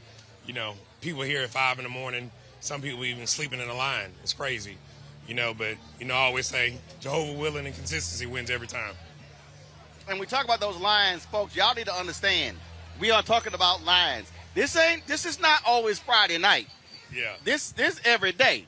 Every day. Every day. We see about 25 to 30,000 people a week now. 25 to 30,000 a week. A week. Wow. Even during COVID. Wow. Yeah. Now, a lot of folks don't know your story. You shared it before. Share that with the folks who can understand. Story? Yeah, the real story. For the folk who understand, who say, man, I don't know if I can make stuff happen. I've had issues before. I may have gone to jail. I may have gone into trouble. You know, I tell it all the time. I don't try to hide it. I'm an 8-time felon, man. You know, my wife held it down for me while I was gone. I went to the federal penitentiary for something that came up my past out the blue. While we was in the field, it came back and snuck up on me. Like I said, my wife was from Chicago. This is my backyard right here, man. Right here where George Floyd was. I live one street over from George Floyd on Isabella. Grew up in the streets, you know. Met my wife, and we're here. You know, a strong backbone. You know, I always say a strong foundation. And she laid the foundation while I was in the feds. And I always say the analogy is when she picked me up in a sprinter, if you ever ran track, I said stick. I said I got it. And we're here now. You know, a lot of consistency, a lot of love on the daily. And I always say late night, early mornings, you know. Sometimes I'm here 17 hours a day, literally. A whole lot of arguments, you know, it comes with the line of work. You know, I'm not going to sit up and lie and say everything's pretty. You know, a whole lot of everything, it comes with it, but this is what you get. And it hasn't been easy. Corey, do this here. Go ahead and just walk through. I want you to walk through. People are seated. Then walk through also the inside as well, because I want them to have a shot of this. Talk about the expansion, because, look, it started here, and then all of a sudden, growing and growing and growing and growing. The mayor was talking about trying to deal with the parking issue along here. Y'all been having some battles here. Look, even right there, DeAndre Hopkins passing by. You know, play for the Texans. You get all type of people. Swing the camera around right there, Anthony. You know, this is Third Ward. You know, we bringing it back. You know, you can't get this nowhere else in the world, man. I tell people, we're strong in numbers. You know, we've purchased 8 properties around here now. You know, and the first time you came on the initial of the smoke with the mesquite. Right. Now you back here. You know, we beat that. You know, but it's love. For the folks who don't know what he's talking about, neighbors were suing them, saying there's too much smoke. We had y'all on the show. They were trying to shut y'all down. They were trying to run y'all. They did not like black folks in a black area. This is Detroit. In a black area. This ain't whatever that little name they have. Yeah. No, this is Third Ward, y'all. Third Ward for real. And I tell people all the time, you know, this is my backyard. I didn't come over here trying to make something out of it by buying a property and all that. Now my wife and I have bought property now, but we've come over here just trying to get back to the community. And I think when you do right, it comes back to you. Is this also inspiring other black entrepreneurs? Most definitely, man. Places, because I mean, I'm not going to take nothing from Alameda, but I feel like Alameda was a little slow before we got over here. I'll say it. And we've brought it back to where I feel like I want to make it the Vegas Strip of Third Ward. You know. Absolutely. Well, look, it has been amazing. What's next? I know folks. We have an ice house around the corner. First black-owned ice house. Ice house. Ice house. We'll have 30 different beers on tap. First black-owned ice house, man. Like I said, in front of D-Bar, right around the corner. We open in about 20, 25 days, man. Now I know folks have been trying to get Turkey Leg Hut franchises. I know they've been trying to blow you up. Most definitely. You looking at that? No, we're doing pop-ups now. We did a pop-up in Fort Worth about 3 weeks ago. Okay. Did awesome. We're going to the Alamo Dome down in San Antonio about another 2 weeks. So we're just doing pop-ups now. Okay.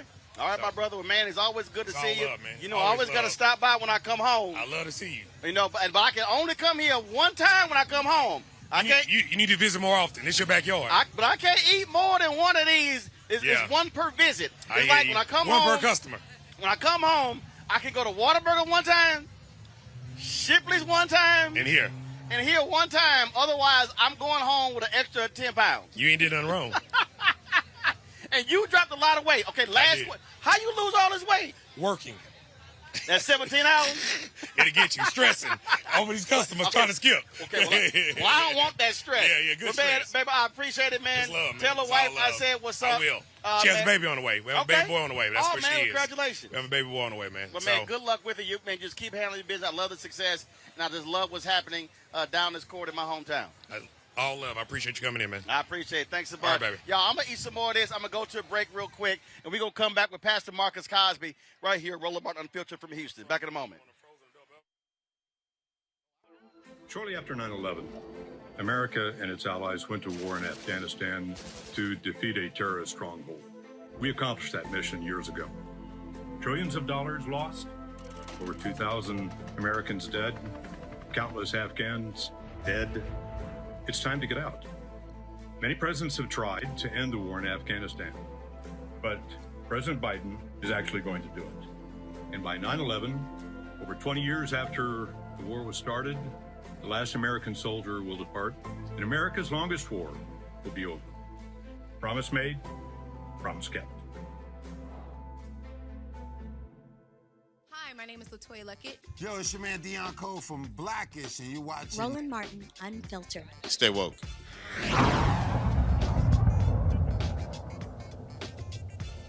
This is the year of the woman. We are here. We are capable. My optimism for our future has never been greater than now. Black women are making a difference, making history, and changing the world. Carl Payne pretended to be Roland Martin. Holla! Hi, I'm Chaley Rose, and you're watching Roland Martin Unfiltered.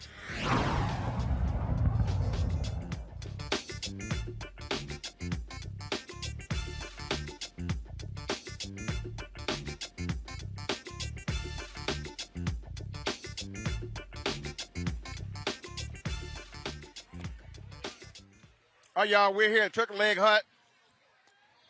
And then Dr. Brenda Banks is with me.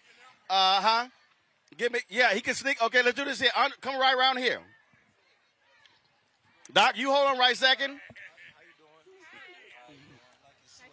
We are live on Roland Martin Unfiltered. DeAndre, how you doing, my man? Good. How y'all doing? All good. I'm gonna have you hold it. You stay right. I'm gonna have you hold it here. All right. This is how we do the show. I got you. Stuff just happens. We pop in. Yo. Doc, how you doing? I'm doing good. Just in Houston working out. I enjoy this restaurant right here, man. It's definitely one of my favorite restaurants in Houston. Now, y'all know I was one of the folks who was, let's just say, I was quite vocal when he got traded. One of the greatest wide receivers in the NFL, period. Ain't even no debate. Don't stop tripping. But you play in Arizona, but you still love H-Town. Oh, yeah. H-Town treated me like, it's treated me like its own since I've been here. I came when I was 20 years old when I came to H-Town. So I was just a little pup. It taught me a lot. Welcomed me with open arms, man. I'm from the South. I'm from South Carolina. So, H-Town always felt like home. And I think that's where I'm reside at, man. Well, look, man, we love that. We love what you're doing. And also, not just what you're doing on the field, but you do a whole lot off the field, which is also critically important. And you have no problem, which I love also, speaking your mind when it comes to social issues. Oh, yeah. My mom, she raised me to, be who I am and own that. We do a lot in the community, my mom and I. I think that, a lot of people don't know that. We don't vocalize it. We believe you do the Lord's work, in your own name, in your own time. But, vocalizing what position I have, I I think it'll help other kids, growing up, watching football 20 years from now, walk into something where they can be themselves and not have to fight against things that we have to fight against. Absolutely, absolutely. Well, man, anything that we can do Roland Martin in the future, we'll certainly support what you do. Thank you. Love your work, man. I appreciate it. Glad to have you drop in. You were just driving by, and Lynn snatched you out the car. Yeah, man. So I appreciate, man, you stopping by and just see us a little bit. And I'll be problem. sure to make sure he sends you my information. So, man, hit me anytime you need anything. For sure, love. Thank you. My brother, I appreciate it. Thanks so much. All right, we're going to hold it. This is how I love DeAndre. We're going to do this here. See, it's my show, so we can go ahead and take a selfie while we're here. Here we go. There we go. Get on this. Brenda, get on in here. All right, here we go. I appreciate it, my brother. Thanks so much. You take care. Y'all, of course, we're here. Of course, they got COVID-19 vaccine shots that they're giving here at Turkey Leg Hut. And you heard the CDC announce their changes come to the mask policy. And so my homegirl, Dr. Brenda Banks, she's an anesthesiologist here in Houston. She don't play when it comes to masks. She and I, we have all these conversations. And so I had to get your thoughts on this. So the CDC says, even though you've had the shot, you've been vaccinated, unless certain circumstances, don't need to wear the mask. You a doctor, what do you say? I always err on the side of caution. As an anesthesiologist, I always have to think of the worst case scenario. So are you telling me to put my mask on?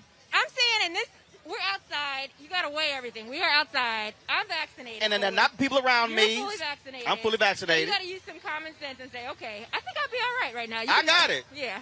I think you're okay without the mask right now. But in general, we still got to be smart.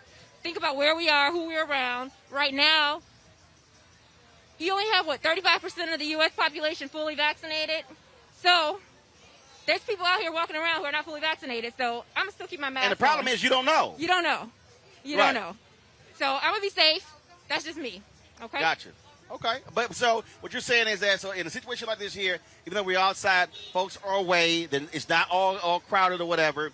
And then again, when the mayor was sitting here, I know that he's vaccinated. I know DeAndre is vaccinated. Yes. So you know that. Yes. So in this situation, you're cool. But if we was if we're sitting over there and it's jam-packed in there. I don't know who's vaccinated. Right. So I don't know who's breathing on me. If you're not eating, put that mask on.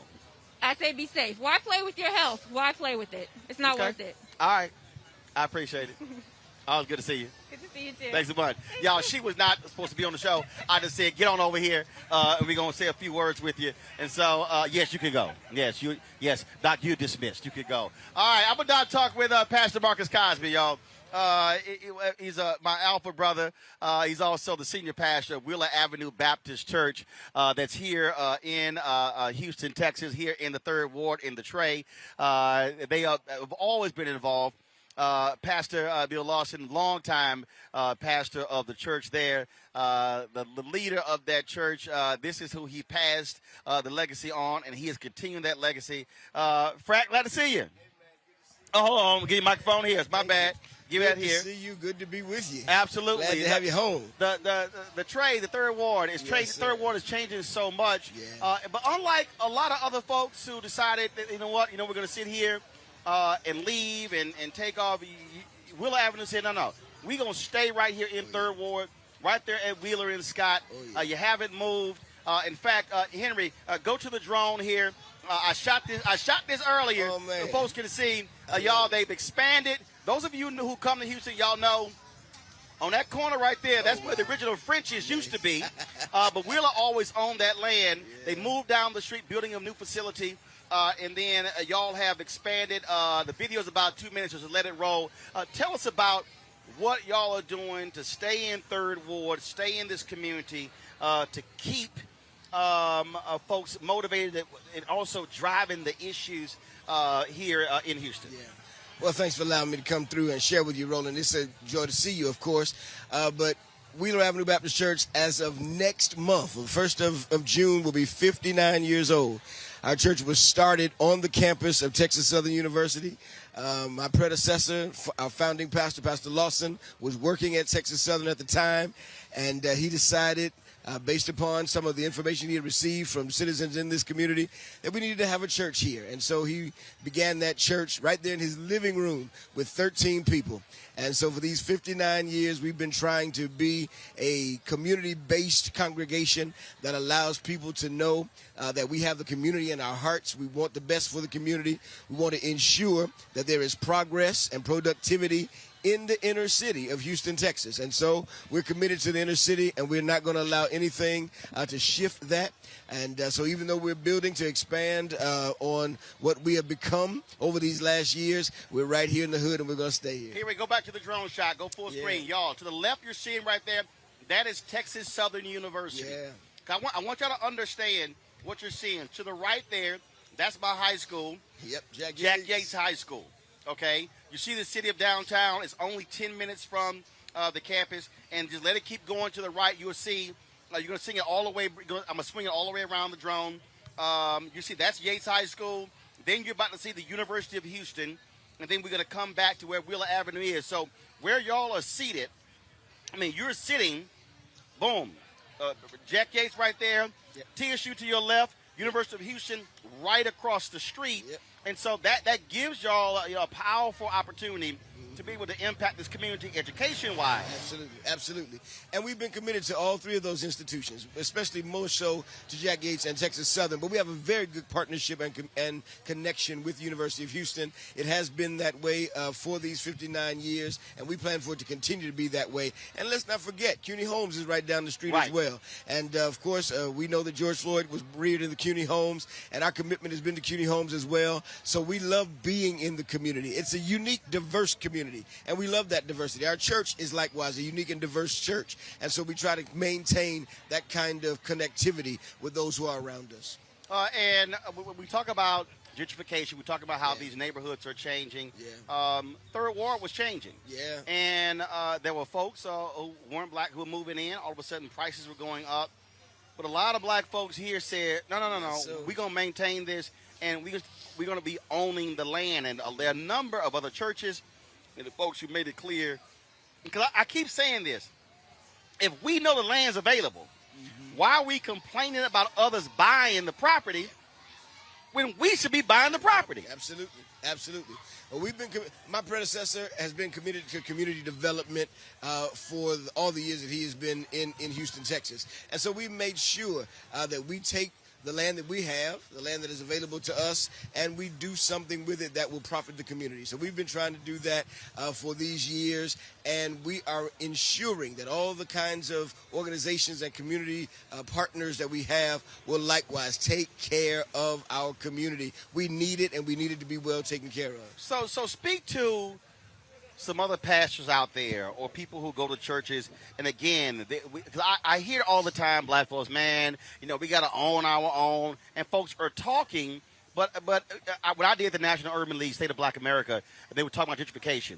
And I literally said, Mark, I'm tired of talking about this here. I said, when we come back next year, the National Urban League should create a multi-million-dollar fund to go into our neighborhoods and buy up properties. And that to me is how churches should also be leveraging their resources to understand that let's not become isolated and other folks buying stuff up in our neighborhoods. We can control the land and everything where we live. We can control our dollars. And the way life is rolling now, we have enough black entrepreneurs who can use the land for profitable means in our communities. And so it is necessary for us to remember that we have people that we need to be developing, cultivating, to use the properties that we have in this community to ensure that our communities thrive. And we can do that, and we must do that if we're going to continue to maintain what is our community.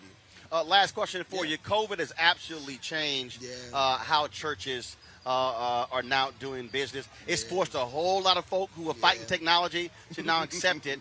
Even so now with the CDC mask guidelines, with places opening up, how is that changing how y'all do church? Are you letting folks know we can't go back the way it used to be? So what is happening with Wheeler Avenue and how y'all are progressing now with COVID people being vaccinated and people all of a sudden opening cities back up. So we, like most churches, have not been together since March of 2020. We've not been able to congregate. We did a special outdoor service for Easter Resurrection Sunday, but we've not been able to congregate in our own property, in our own facility. So we've had to adjust. We've had to accommodate this new reality. I've been calling it a new abnormal, but it is not our new norm. We're going to be able to create a new normal that should build on what we've had to and what we've endured and experienced over these last several months, this past year. So it's interesting that you would say that. I said to our church just this weekend, listen, we got to make sure that we understand there's certain things we can't go back to. It's not possible for us to go back to the way we've always been because we've been called from it. And we know we can operate on another level. We can operate in a new experience, a new paradigm. And the trajectory of the church should be moving forward as we utilize all the technology and all that we've had to learn since March of last year. I talked to some pastors, and they've had an explosion in membership because folks have been watching and an increase in giving. Absolutely. We can't say we've struggled over this year. We've done very well as a congregation. We've had people joining, and the unique thing is we now call them Wheeler Wherever. So we have people joining from other states, even from other countries. Wow. And we're just including them in the family. It's a church that is now a technologically savvy church that allows us to appreciate membership from everywhere. And so tell me about this expansion. I'm going to roll a video again. Yeah. Tell me about this expansion and what it's going to allow you to do in the community. So many years ago, we recognized that our church was growing. It was growing fairly exponentially and fairly quickly. And so what we decided was we needed to have a space where we could properly accommodate everybody. We've been doing 4 services for over 10 years, and we knew that wasn't so something we folks could who are do. watching, y'all about to see, so what was in the front there is what was built was new. What you're about to see on top, where that's that cross right there, that was the previous worship center. But you also were limited because you have a school as well. Right.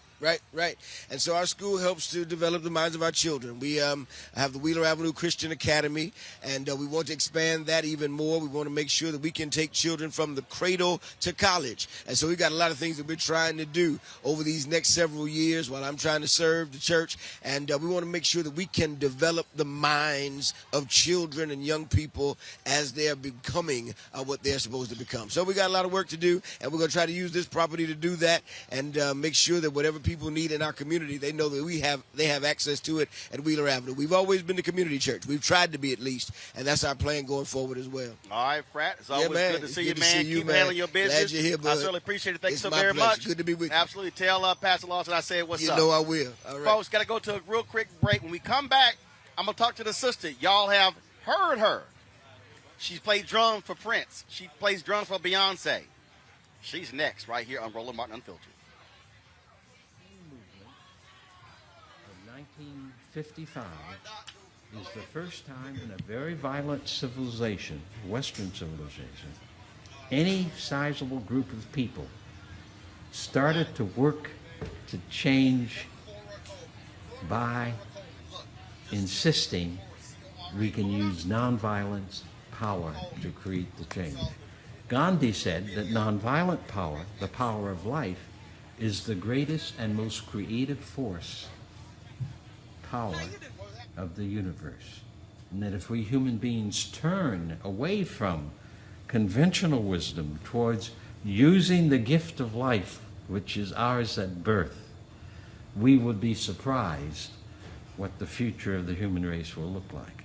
Carl Payne pretended to be Roland Martin. Holla! Hi, I'm Chaley Rose, and you're watching Roland Martin Unfiltered. Hi, my name is LaToya Luckett. Yo, it's your man Deion Cole from Blackish, and you're watching Roland Martin Unfiltered. Stay woke.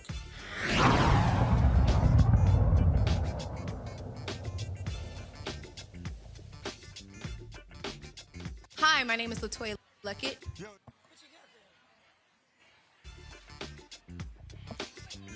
This is the Alfredo, smoked turkey leg, Alfredo, dirty rice, Parmesan, shrimp. Girl, I'm just trying to say, it's good, y'all. I'm just trying to tell y'all. I know I'm on. I'm just trying to tell y'all, This is like sinful good. I'm just trying to tell y'all. Okay.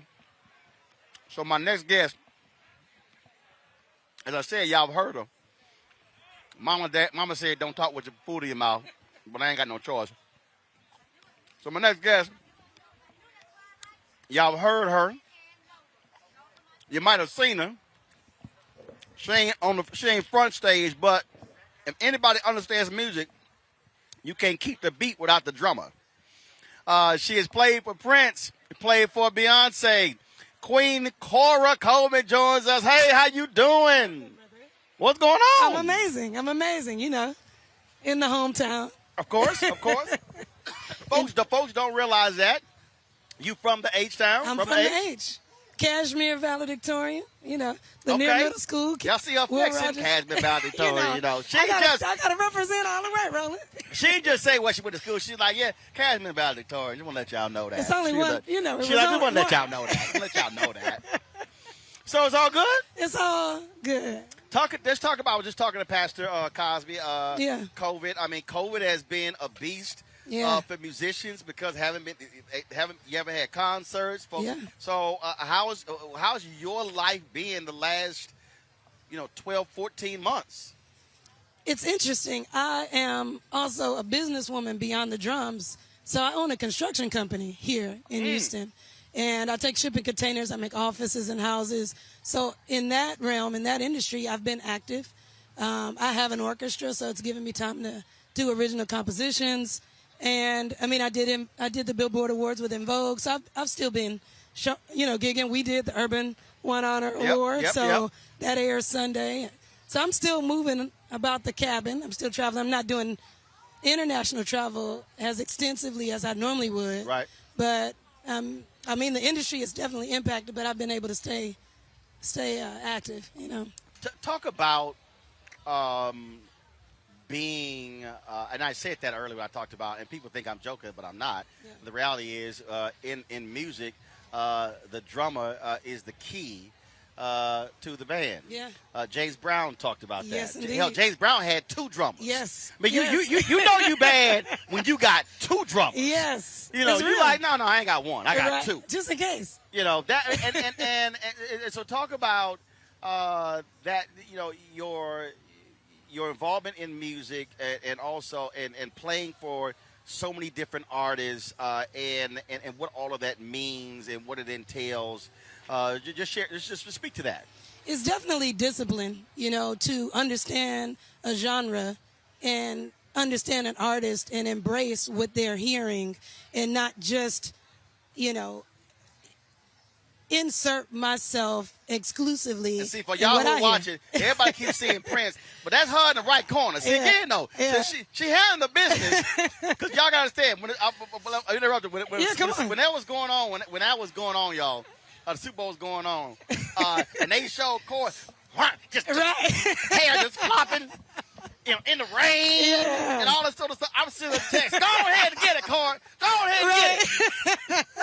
I'm like, she gonna look at it when she get off stage. Right. And what's cool is I actually make Super Bowl history because I did the Super Bowl with Beyonce in 2013. Wow. So that's top 10 Super Bowl halftime shows. Yeah. Been able to grace the stage. Different artists, different music, different way they hear music. So to be able to adjust, I have a classical background. I play jazz. I played with Maceo Parker on 2 of his albums. And, so it's being able to hear it and adjust and read music. I read music. Well, I got to ask you, which halftime show was better? Roland. I'm going to say, I can't say better, but I'll say Prince, 7 people. Which was more iconic? I'm going to say Prince. And okay. I'm going to say because he could choose anybody in the world. And there were 7 of us on the stage, and I got to be the one of the 7 in the world. His first Super Bowl, his largest audience, of course mine. So I would say for that reason. Well, I will also say I love the Beyonce halftime show. Yeah. Prince had the FAMU band. Yes. It was in the rain. Yes, all of that. Then he dropped Purple Rain. Of course. I mean, so it was a whole lot of other stuff that was happening. I think that adds to the greatness of that. I say this because I'm an HBCU alum. I'm a Howard alum. So to be on the 50-yard line, and you dream, you say, man, in college, I want to sign someday my autograph will matter, all of that. So to sit on the 50-yard line, see the band, be a part of that experience, and then say, wow, this is full circle. This is amazing.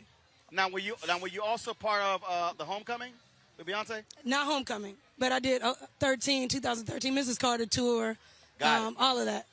Yeah. Got it. Yeah. So how does it work? Do artists just say, "Yo, Cora, I want you to play with me," or do they make you try out? Do you got to send a tape? I mean, how does it work?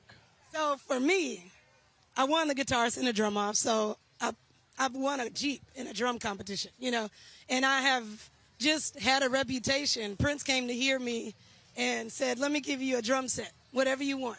I was playing with Frank McCone in L.A. After that, I played with Prince for 5.5 years and then just decided to take a step back and then got a call. Hey, B wants to know if you're interested. That 3 years, band leader. Of course, I do the Black Girls Rock Awards, so that I played with Jill and Erica, India, the list. And so now it's just reputation. Right.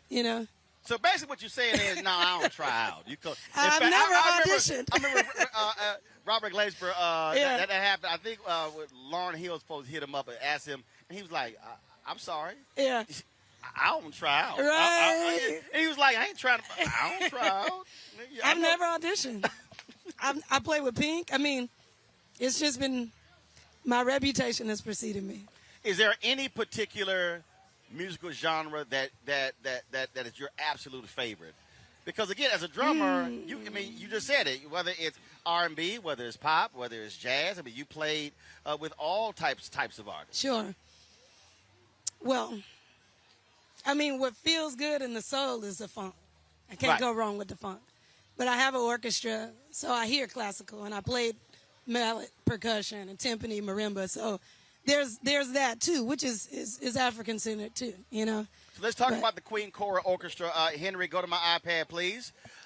This is you're going to be performing here. First of all, Fresno, Texas. That's actually 15 minutes, suburb of Houston, not far at all. You and Shantae Moore and some other artists. So now, is this your first post-COVID show, or no?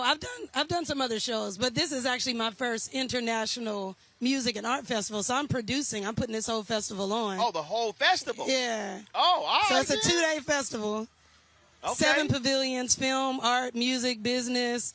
I mean, we're gonna have horseback riding, bull riding, all sorts of things. Family event, community event. And Shantae will be here. Moo Fresh will be here. It's a whole. So you're doing around July 3rd and 4th. Yeah. And normally around that time, folks are at Essence. Yes. And so, do you plan to keep it around that date, or do you plan to, let's say when that comes back, let's say shift it to another weekend? I'd shift it to another weekend. Got it. But because Essence isn't happening. happening. The only reason I'm asking, because so I can, because I'm always at Essence. Listen. But I'm trying to figure out how I can. I need you to come through. See, I need you to come through. That's why I was asking. This is an official invitation. That's why I was asking. To my homeboy Roland Martin to come through the International Royal Music and Art Festival. Okay. So I'll change the date when they come back. Okay, I got you. So you're going to have pavilions. You're going to have health. I'm just reading the whole deal here. Yeah, come on. And I do, first, I have not ridden a horse in years, and I've been, I got to do that. And I love horseback riding. I just haven't had enough time to do it. But what made you want to do this festival? Because we need it. The industry needs it. We need an outlet. The community needs to safely come out. It's a 32-acre ranch. Black-owned ranch. Oh, we need to be able to. We got space. We got space, and people just want to feel comfortable. Got it. And that's what this is about. People need to feel comfortable. Socially distanced. Absolutely. A whole creation. Okay, cool. Absolutely, yeah. So when the artists come in, including you, there's a donkey-drawn carriage that'll bring you around to the main stage. We're going to practice that. We're going to support and respect that so people can feel safe and be healthy and then have a good time. All right. Well, sounds good. Yeah. Well, I appreciate it. Absolutely. I'm glad you ain't changed your number. I hit up like, Cora, this still you? And then she's like, who this? I'm like, Well, damn, I hope they still core So you number. send the photo. I was like, Right. I sent the photo. I was kind of like, all right, damn. All right, this still you. I'm like, you didn't like download your numbers right? I got another I iPhone. thought I was going to send her a DM on Twitter, Instagram, like, hey, right. You changed your number. Well, I appreciate Hilarious. it. My pleasure. It's always good to see you. Normally, I'm Definitely. seeing you backstage. Yeah. It's always a real quick, hey. Yeah. So opportunity to sit and chat. I Good to still see appreciate you. it. So Definitely. you're looking good. Thank you. Eclectic. We got the earrings. You know. And Gotta represent. And let me tell y'all, she like me. She would down with the content. Y'all might be thinking, no, that's not like a pocket square nut. She got a microphone because she got a photographer over here who's shooting her stuff as well. I'm an archivist. I'm an archivist. I understand. Look, I'm all about content. Yeah, so, I know you are. So The king. I feel you. The king. Hey, we just do what we do. Hey, y'all, go ahead and take another shot. July 3rd through 4th. Again, Queen Cora's the International Royal Music and Art Festival taking place in Fresno, Texas. Yeah. For more information, go to www.theroyalfestival.com. I appreciate it. Thanks a bunch. Thank you, Roland. All Peace. right. Folks, that is it for us. We are here at the Turkey Leg Hut. Man, I am always glad to be home to see my Pete, my brother, my niece, his wife. They're in there. I got friends in there. I'm about to go finish off this food because this is too good. Anthony, go ahead and take a shot of this. Get this, y'all. Look, the smoked turkey legs here are just straight sinful. So y'all come to H-Town, definitely come on by to see Lynn and the kid. They're doing a great job here. And again, folks, we want to thank all of y'all. We want to thank y'all for supporting what we do. We have been here since Wednesday. We were covering the Pamela Turner rally in Baytown, Texas, with Attorney Ben Crump, Until Freedom, Attorney Monique Presley, and others. And so, folks, we appreciate it. Man, y'all, I want to give a shout out to my Jack Yates High School. We did the scholarship on Wednesday to a couple of the students are there. So, Principal Guillory, Superintendent Lathan, thank you so much as well. So, I always got to represent JY here in the trade. And so shout out to all of my peeps. Don't forget, y'all, Sunday, Urban One Honors. Corey playing drums in the band. I'm going to be, of course, co-hosting with Erica Campbell, 9 p.m. Eastern. Y'all want to check that out, Saluting Black Women. I'll be live tweeting it as well because I haven't actually seen it. All right, we shot it a little bit differently, so I'll be watching it with y'all as well. So looking forward to that. Y'all, please support what we do by joining our Bring the Funk fan club. Every dollar you give goes to support the show. Allows us to be able to broadcast remotely across the country. Cash App, $RM Unfiltered. Venmo.com/RM Unfiltered. PayPal.me/R Martin Unfiltered. Zelle is Roland@RolandSMartin.com. Roland@RolandMartinUnfiltered.com. Our goal is to get 20,000 of our fans contributing, average of $50 each. And so you folks have given less, some have given more. And so please do your part to make it possible. We always end the show every Friday. First of all, let me do this here. On a sad note, our condolences go out to Congresswoman Joyce Beatty. Her husband passed away today, this morning. And so our hearts go out to Otto Beatty, a former state rep there in Ohio. I sent my condolences to Congresswoman directly. And so we just want to say our thoughts and prayers with Congresswoman Joyce Beatty, who was the chair of the Congressional Black Caucus. And so certainly condolences go out to her. Folks, we always end the show showing our Bring the Funk fan club members. That's how we do it. Let me shout out my man Corey, Anthony. Thanks to all the work we've done here. The two of us been rolling, doing what we do. Yeah, I'm live. You just roll up and just like, brother just talking. So you right. Ain't got that. Oh, well, we'll get a picture after I close the show. Y'all. That's how we going to end this thing. I'm going to see y'all on Monday. I'll be back in town. Y'all have an absolutely fabulous weekend. If you're not getting vaccinated, get your shot so we can stay safe. And wear your damn mask because we ain't trying to get sick. Y'all know how I always end the show. H-Town, I love y'all. Holla!